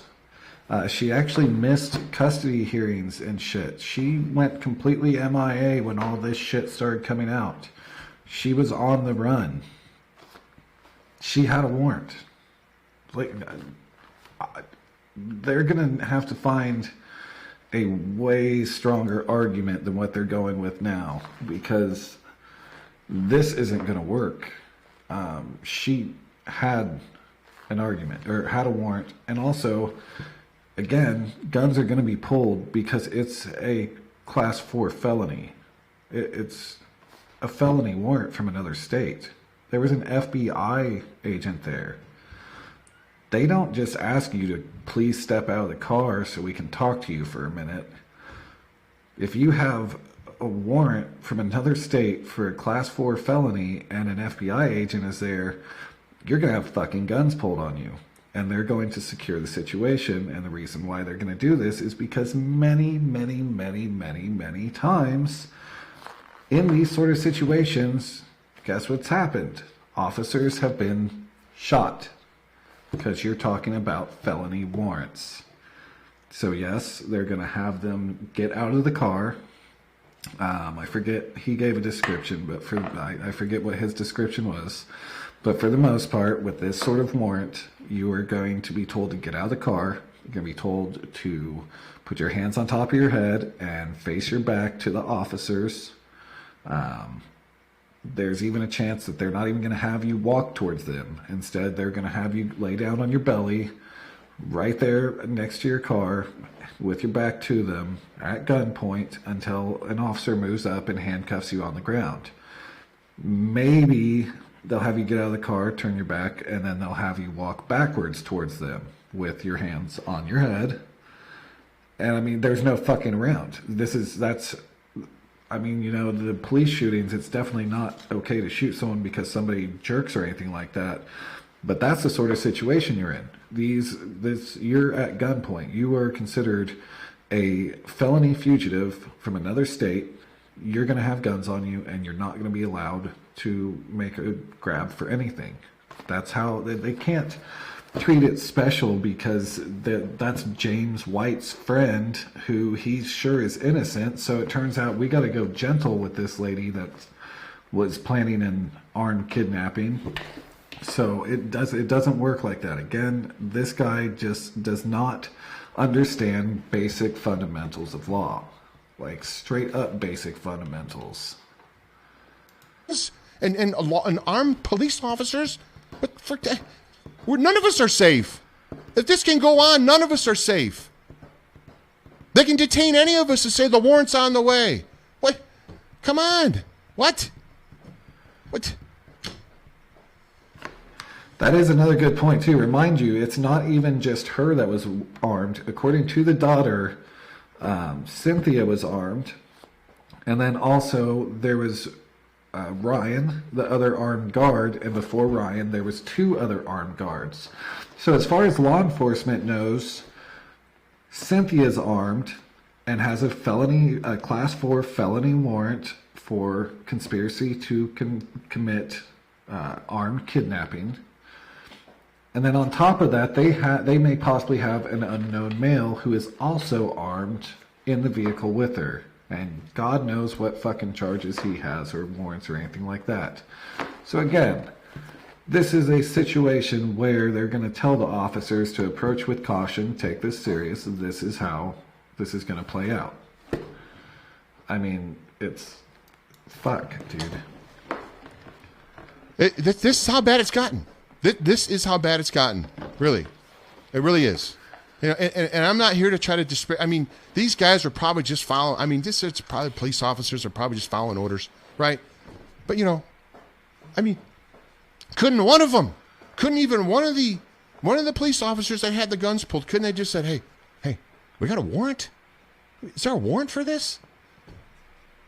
You know, I talked to Joseph, and he said the commander kind of pulled up and it's kind of like, he's kind of even like, there's no warrant. You know, he was even kind of like, what's going on? Again, just like the judge, I promise you that is not how the captain acted, because the captain knows how to deal with a situation where someone has a warrant in another fucking state. You know, no, but there's no warrant because it didn't come until the next day. Time stamped and everything. Have it right here, the proof. Lawlessness. Good. Lawlessness. That's what we have here.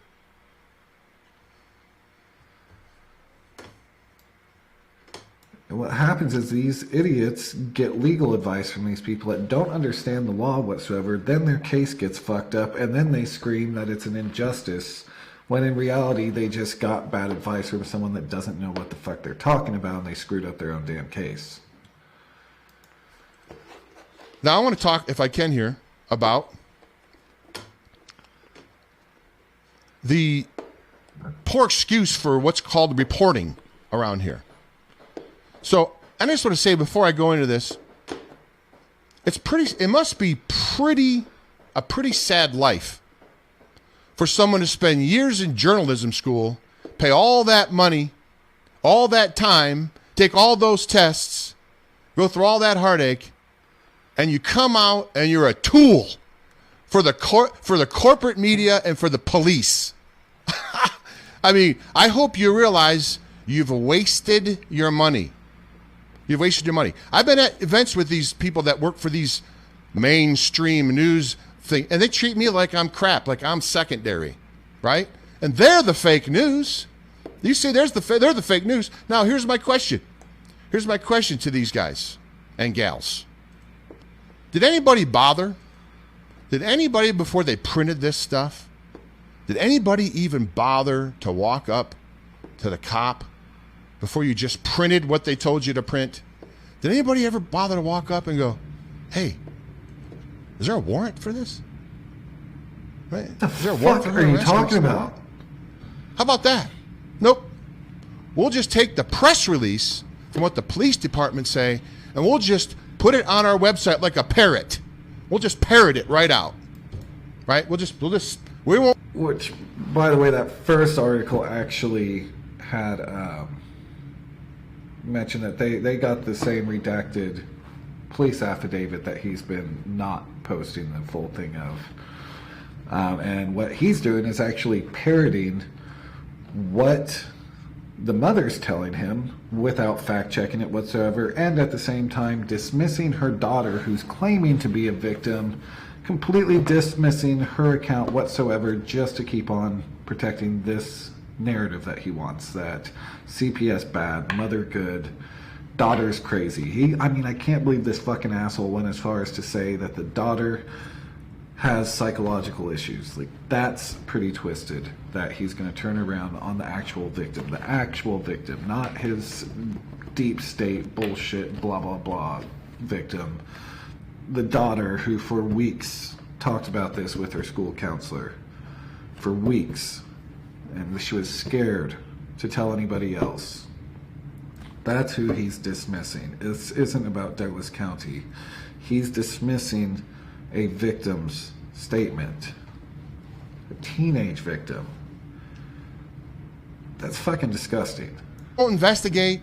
We won't try to find anything out. We won't look into the history. We won't watch any of the videos that she's done. There's copious amounts of them out there, done by me and others. Right? How about that? How about some investigative reporting?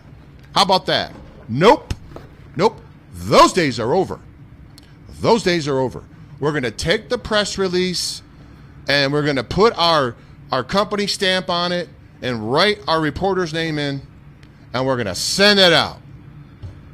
Mind you, this is the idiot asshole who earlier reported that Cynthia was in jail converting people, because Cynthia told him that she was in jail converting meth heads and guards, and he just went on his little show, blasted that to the public without thinking twice about it.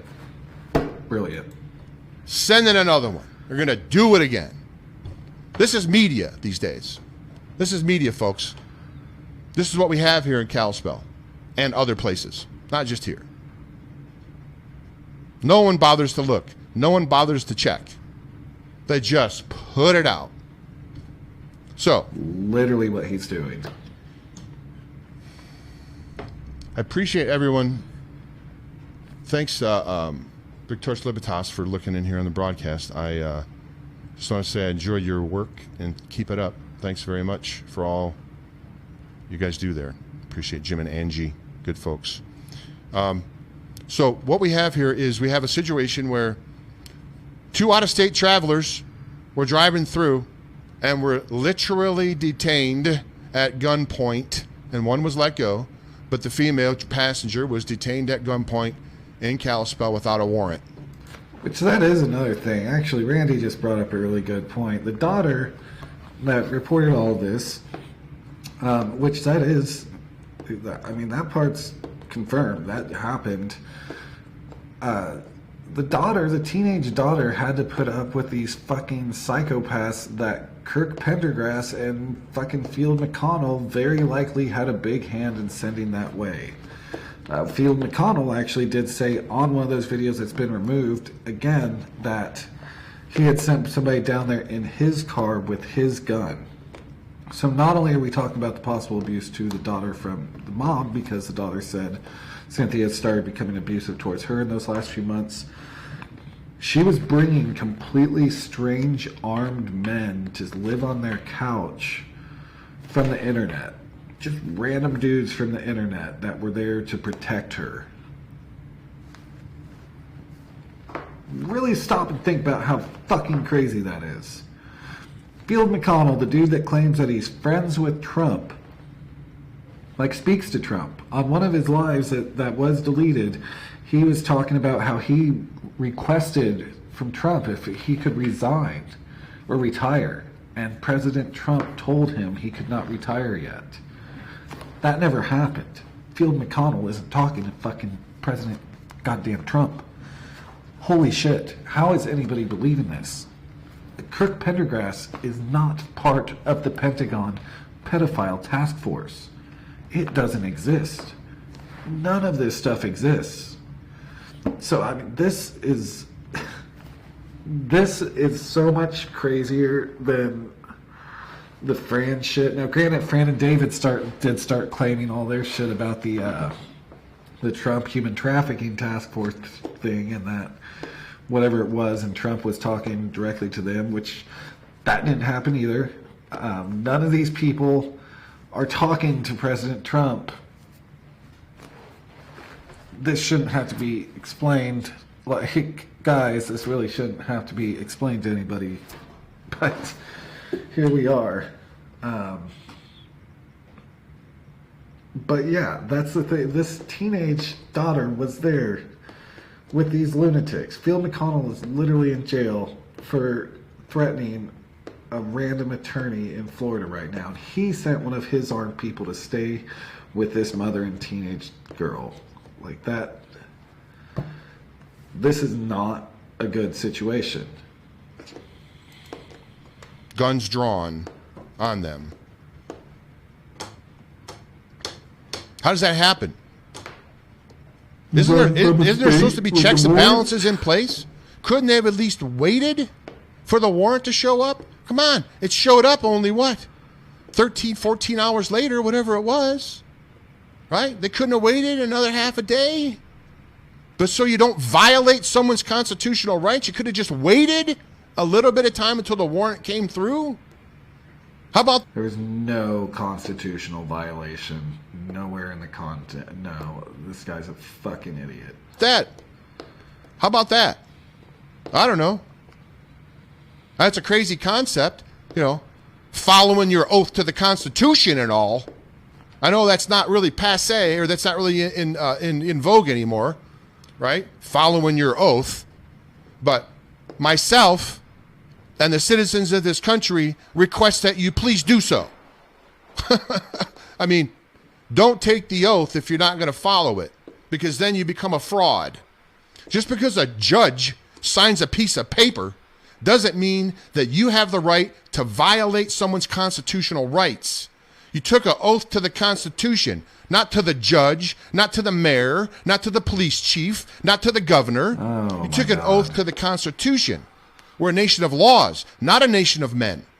For this very reason, right here. So one guy can't call up another. Hey, we got some people there, and got a tip on you. Pull these guys. We'll have a warrant tomorrow. And this is okay. This is okay. Again, folks, this isn't something I'm making up. I'm making this up. We can once again look at the timestamp here, just so you can see if you just joined the broadcast late. Here is the timestamp of when the warrant was received right here at the Flathead Detention Center. See it right there. There's the number. Call it yourself. Something. This fucking moron really thinks he found something here. Right? There's the number right there. 12:31. 12:31. That's yesterday. That's when it was received. Yes. She was arrested the day before. Yes. I mean, I'm not a math genius, and I never claimed to be. I believe that. But I can tell time. I can tell time. And I do know that the 31st goes after the 30th.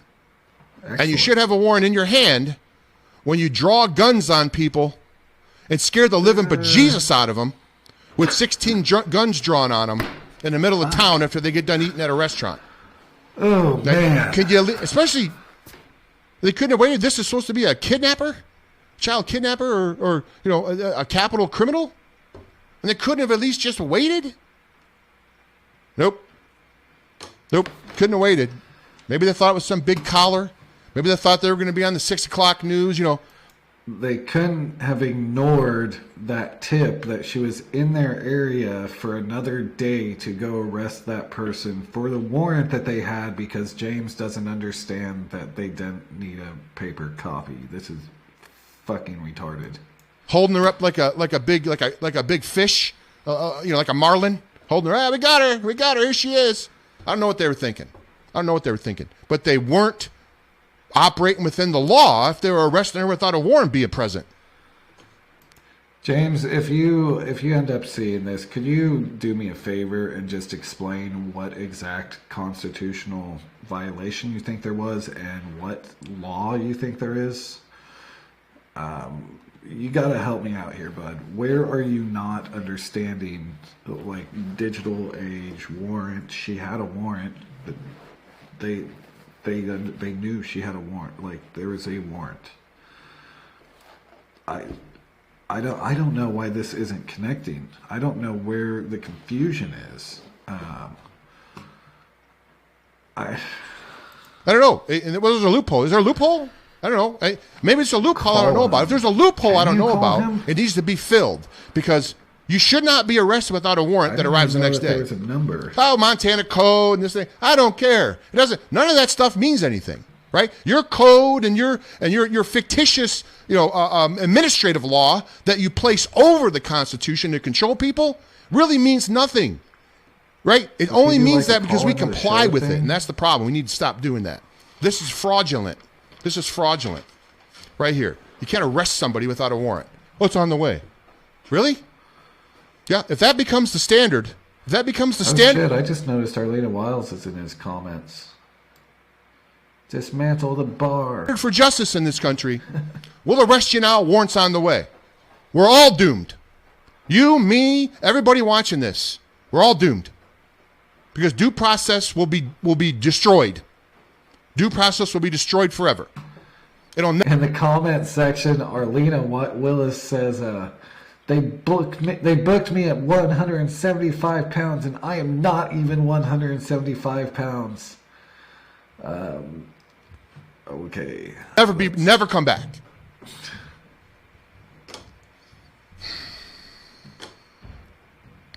So she was kidnapped. She was kidnapped. I don't know how she put it. Taken by force against your will without a legal warrant. That's kidnapping. I think in all 50 states. California may have outlawed it by now. Who knows? Or New York. But generally speaking, in most all states, taking someone by force, against their will, without proper legal, paperwork or a process, without due process, is a violation of her. They broke the law. They committed a crime against her. They committed a crime. Again. He was also, I didn't even watch the video, but I saw in another video he was bitching about Miranda rights and that she was arrested without Miranda rights, which is one of the most commonly confused idiot things. Like, Miranda rights, you don't need your Miranda rights read when you're being arrested. It doesn't work like that. Miranda rights are for if you're being interrogated. You have to have your Miranda rights read to you before you go into an interrogation situation. If you're just being arrested, they're putting handcuffs on you and putting you in a cop car because you've committed a crime, there's no need for Miranda rights. If they're not questioning you, they're not trying to continue their investigation verbally with you at that point, the Miranda rights do nothing. Miranda rights are to protect you during an interrogation and investigation to ensure that you don't get yourself into trouble. That's pleading the fifth and protecting yourself from any sort of legal consequences you do to yourself because you don't know what you're talking about. You're not an attorney, so you need an attorney present. You request an attorney present because that's in your Miranda rights. Like, that's not... People all think that, like, you get slammed against the cop car and read him his rights, Dano, book him. That's not how it works. You don't need your rights read to you to be arrested. If you committed a crime, if you have a warrant, you're just going to get arrested. I don't know if they even... Honestly, she probably wouldn't have been interrogated there. They'll probably wait for that back in Colorado. Wait for court and whatnot. I don't think there'd be anybody there to really do too much of interrogation there, but Miranda rights literally apply to you speaking after you're being detained. It's for your participation in an investigation / interrogation. That's what Miranda rights are. It doesn't protect you from being arrested. Were the infield car? Not sure. Field did say in that video that he sent someone which I'm guessing is Ryan Wilson. Again, that's just a guess, but that he sent someone in his car with his gun to Cynthia. Obviously, Ryan wasn't with them anymore when they were arrested. It was that other dude that's been on James's show. So I don't know. It could have still been Field's car. She's the victim. Once again! The daughter's the victim.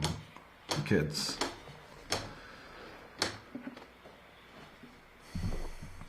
You're going to see Sydney on this broadcast here the next couple of days and the coming weeks until all this legal shenanigans gets cleared up. And you'll be able to see for your own self what kind of person Cynthia Abcug is. You'll be able to see your own self, who she is, and we're going to lay it all out, folks. Lay it all out. Time's now. The time is now. John Wayne Gacy was a children's birthday party clown, Pogo the Clown. Gacy filled his basement full of dead boys. So, if you didn't know that he filled his basement with dead boys, he very often helped out the community, hired teenage boys on to do jobs, was a children's clown. He did some pretty, I guess good things for young males in the community while he was murdering a ridiculous amount of them. So as far as being like, Cynthia does all this good stuff, so that shows that she couldn't have done that. John Wayne Gacy is a great person to look at. You can be doing that horrifyingly horrible of crimes and still be doing nice stuff on the outside.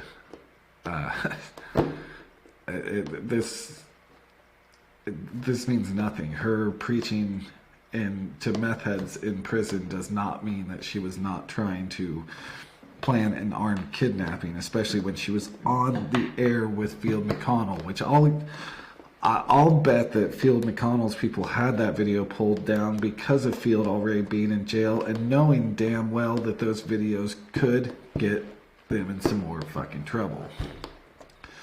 What was the name of him? Which one? The John Wayne Gacy? Gacy? Pogo the Clown? I'm not sure which him you're asking about, but that is the him that was the serial killer I was just talking about. Yes, she's really free. I'll be calling her here probably after the broadcast. She just texted me here a minute ago. Yes, she's really free. It's a wonderful New Year's gift for us all to have her out of here. So,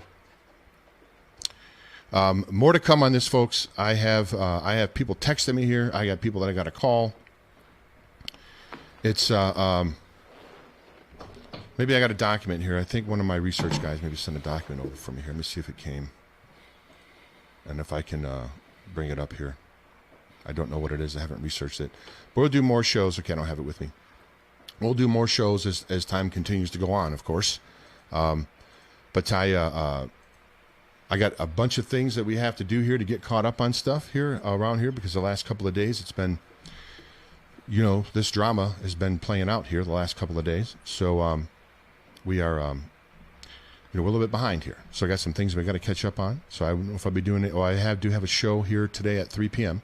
I do have a guest coming on at 3 p.m. for the Red State Talk Radio broadcast. I don't remember the guest's name right now. I don't have it open up. But we are going to be picking right back up on schedule here like normal. And we certainly appreciate your support. Cindy just wanted me to say that she thanks everybody for all their prayers and all their support. And I think I'm telling you, I can. You'll see when the smoke clears. You will see who the true criminals are. You can bank on that. We so much appreciate you coming by the broadcast here. Apparently, Cynthia's daughter is the true criminal. Because again, that's the reason why any of this happened. So, according to James, it's Cynthia's daughter. God bless you all, and Happy New Year to you. And until next time, This is James White from Northwest Liberty News saying bye now.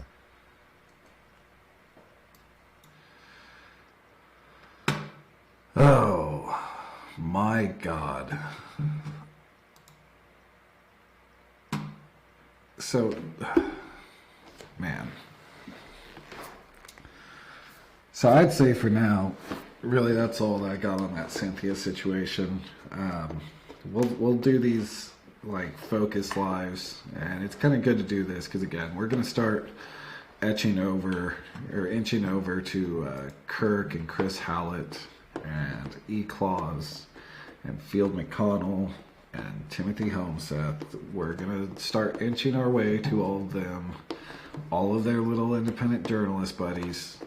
Basically same as Fran and David and all of them when Fran's little boyfriend Robert came out and said we fucked their audiences all up and everything. That is the same basic plan that's going to happen with these lunatics, because these lunatics are far more dangerous than Fran and David. And the thing with these guys though is that, man, they're playing a dangerously stupid game. So anybody still playing with Chris Hallett and Kirk Pendergrass and Timothy Homeseth and all these people, you're starting to talk about warrants and shit. You're talking about these guys claiming that they're auditing courtrooms, that they work for the Pentagon. You're starting to get into some pretty serious fucking claims here, and some pretty serious charges are gonna come from this. I don't even know. Kirk, being a man of the law that he is, really should expect that, because, I mean, this is really taking a new twisted turn. This is going way, way, way, way further than Fran and David had gone at this point. But I don't know, because they're all clenched up. This could start turning into one bigger federal investigation as these guys keep on getting these different arrests and making these different claims and bringing the federal government is not going to allow you to tell the public you work for them forever. That's not going to happen. Eventually the federal government's going to step in and be like, all right, fuckhead, that's enough of this. You're about to learn a lesson. With Field and Timothy threatening attorneys, Chris and Kirk giving people bullshit legal knowledge and saying that they can show up at courthouses to fucking audit them. Man, they're playing a dangerous fucking game. They're playing a really, really dangerous, stupid game. I believe David Straight's tied into this, which again ties into David Jose, ties into Francesca Amato. It ties, this whole group is still just tied right into each other, and they're really all gonna, I mean, this isn't gonna go on forever. They're getting too far out there. They're getting too crazy with it. And now we're seeing the FBI involved in not one, but two of their arrests at least, between Arlena Willis and Cynthia Abcug now. These are two people listening to them and whatnot that are in jail, or that have been to jail with an FBI agent present. Melissa Deagle, actually, that's probably a third person. And then you talk about Timothy, who's got a warrant out for his arrest, and Field McConnell, who is currently in jail, but even though they're friends with the president, it's crazy. So that's all I got for this. So again, there's links all throughout the description to different articles supporting what I have said tonight. There's also a link if you are entertained, if you feel like you got anything of value from these lives and you want to help these lives grow in 2020. There's a link to donate in there, to throw in a tip. Feel free to kick in a donation. It's appreciated. All this stuff costs money. Batteries to servers to editing software to just everything. Unfortunately, the world doesn't run on smiles anymore. But it is appreciated. All the supporters are always appreciated. I'm going to try and figure out something that can be done for some of the donors and shit. I'm just not really sure what. So I'm open to ideas on that as well. But yeah, overall, that's where we are right now. And we're going to keep moving towards Kirk and all of them. But in the meantime, I probably will start doing like a midnight live again. And I'll probably just cover stories that I did through Discuss. And then, like I said, I'll cut those down and cut them into their designated videos off the live, like of each subject. Then throw that on the YouTube channel and start building up the YouTube channel before streaming to Facebook and YouTube at the same time. Because for the software for that, I think it's something like it costs money to do that, and so I don't really want to waste that money on that software yet until that YouTube's a little bit stronger. Which I haven't used that YouTube much. It only has like 100 some subscribers at the moment, but we'll get there. I am going to start pushing that channel more. Well, and Tim, I appreciate you guys. I appreciate some of the people, and that's one thing too with Fran and David and shit. I have had some people come to me and they messaged me and told me that they didn't listen to them because it made sense what we talk about over here. So even with the smaller audience idiots, we have helped some people by doing these. We joke a lot. We call them fucking idiots a lot because they are, respectfully. But at the end of the day, there really is truth to this, that these guys are dangerous. They're screwing up people's cases. They're getting people charges. These guys can cause a lot of problems. And now, again, QAnon and these conspiracy groups, which I don't agree with, before people hop on my fucking ass, I don't think that all of QAnon should be considered possible domestic terrorists, but it is what it is. And so if you're in a CPS case, something like that, probably not a good idea to tie yourself in with these conspiracy groups. Probably be best to just kind of focus on getting your kids back. Once you get your kids back, then you can go to take down the giant satanic pedophilic cabal all you want. But if you lost your kids, probably better to focus on getting them back. And then once you get them back, focus on that. And if it's any other criminal shit, because I know Kirk and Chris, they're all over the place. The E-Clause idiots are all over talking about Constitution this and Constitution that and bringing up laws from the 1000s. And I mean, a lot of it is just ridiculous. I did actually, Cynthia, which even kind of shows into the conspiracy and whatnot, when she was on with Field, she was talking about using a remonstrance, which remonstrance was John Gentry's thing. And I had told John Gentry before he blocked me for months that his remonstrance, he wasn't understanding what he was reading. And that's really the problem with a lot of these guys, is they don't have a problem with reading these laws. They read it, they memorize it, it sounds awesome when they repeat it, but they don't have anybody over them telling them, hey, no, that's not what that means. So they just give their perception of it, and people believe it because they remember enough words to sound like they know what they're talking about.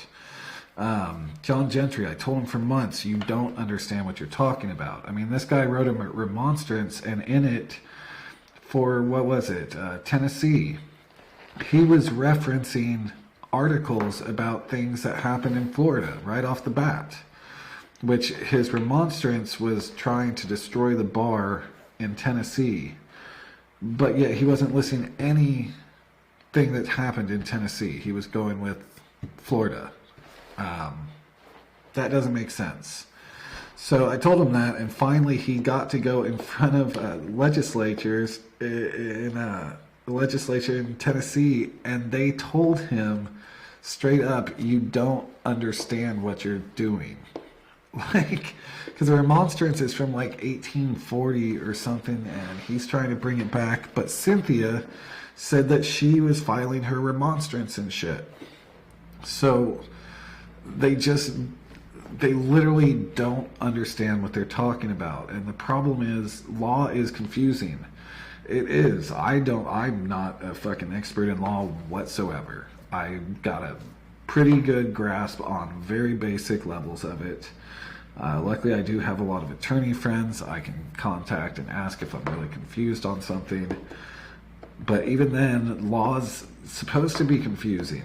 I mean, it's like fucking gambling. The house is supposed to win. It's set up to be confusing for a reason. So don't just get your advice from some asshole telling you that he's basically an attorney on social media.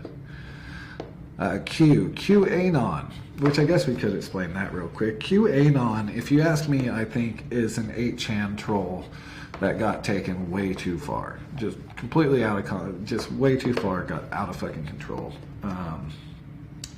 If you don't know what 8chan is, 8chan's basically the bastard child of 4chan. 4chan's already one of the more what the fuck areas of the internet at times, but that's just regular internet, you know, no dark web, anything like that. But so 4chan already being kind of the bastard child of the web, 8chan was spawned off that after 4chan kicked off a bunch of people that were like harassing some girl gamers and whatnot, and so 8chan was created, which is supposed to be just this complete and total freedom of speech, say whatever the fuck you want, and that's why 8chan's also harbors a lot of different white supremacists and shit like that along that, those kind of guys. And so 8chan actually birthed QAnon, which since its birth has been wrong repeatedly over and over again. QAnon, which stands for Q Anonymous, and Q represents the top level security, because initially this guy Q, claiming he had top level security, made all these claims. And so how it basically boils down is President Trump, and it kind of varies from Q group to Q group, but it all follows this general storyline. President Trump was put into power by the military to help take down this satanic pedophile cabal that Hillary Clinton is a huge part of. All these different very big Democratic names are parts of it. Some of them go as far as to believe Republicans too, but others believe that just Trump, Republican, everything are the good guys.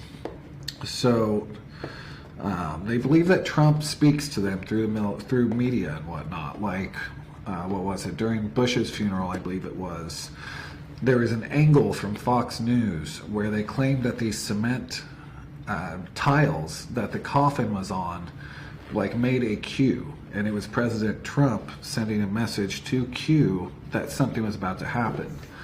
So what a lot of the really heavier Q guys do is they make very, very vague predictions. Like they'll say, President Trump mentioned September in his tweet. Watch for September. Something's going to happen in September. Trust the plan.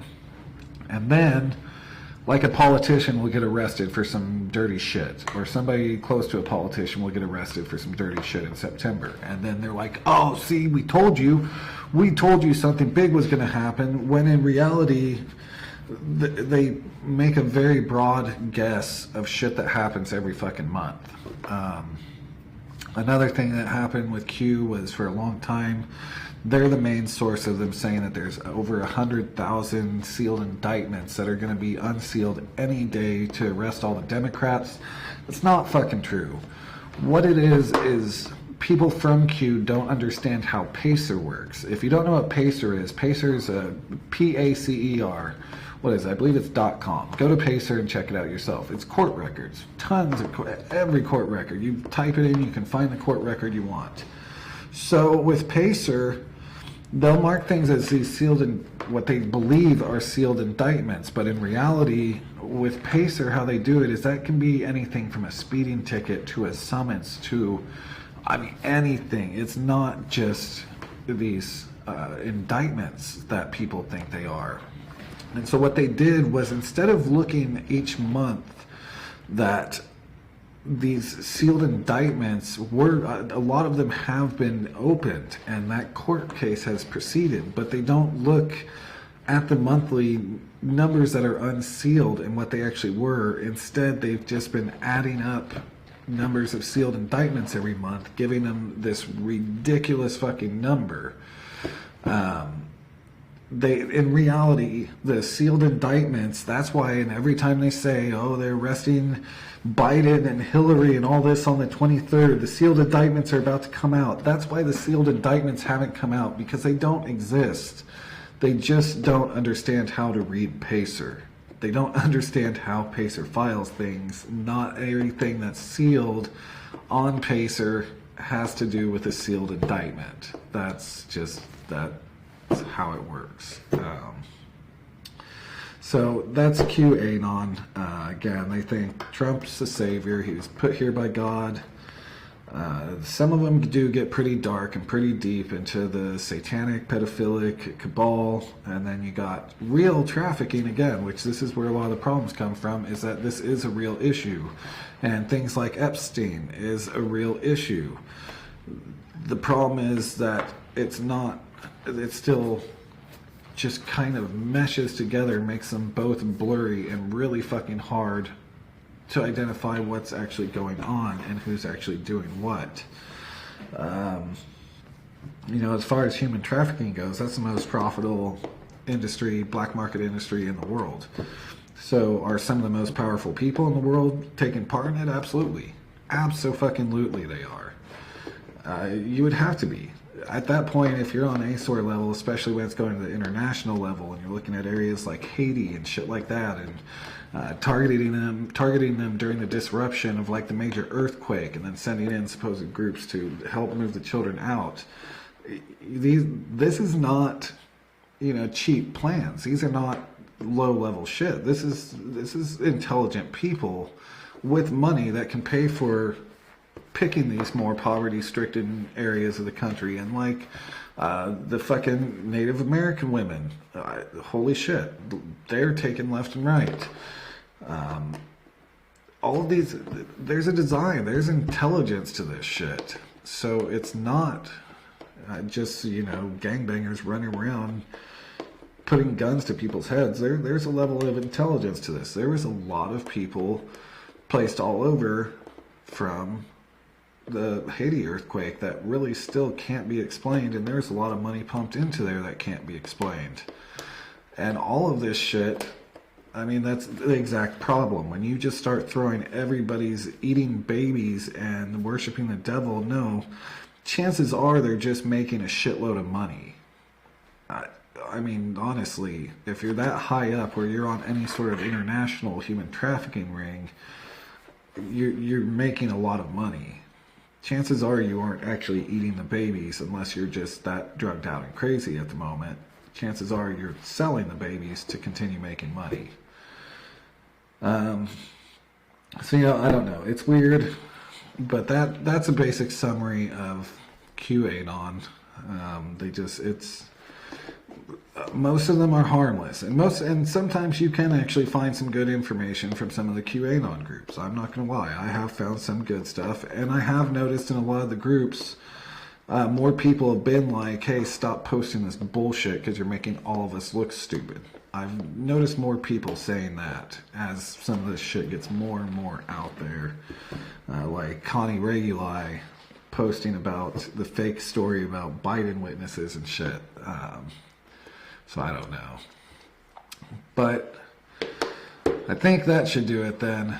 Again, there's links in the description. And again, there's an article in the description that links off to QAnon being declared possible domestic terrorists by the FBI back in May. But that didn't come out in August, if I remember correctly again. So there's a link to that article. Again, there's a link to donate, help keeping these lives going. If you want to do that, it's greatly appreciated. Feel free to share any of the articles in there and whatnot. And I think we're going to end it there. I wonder if I should end it with the intro thing. I just made that intro thing today.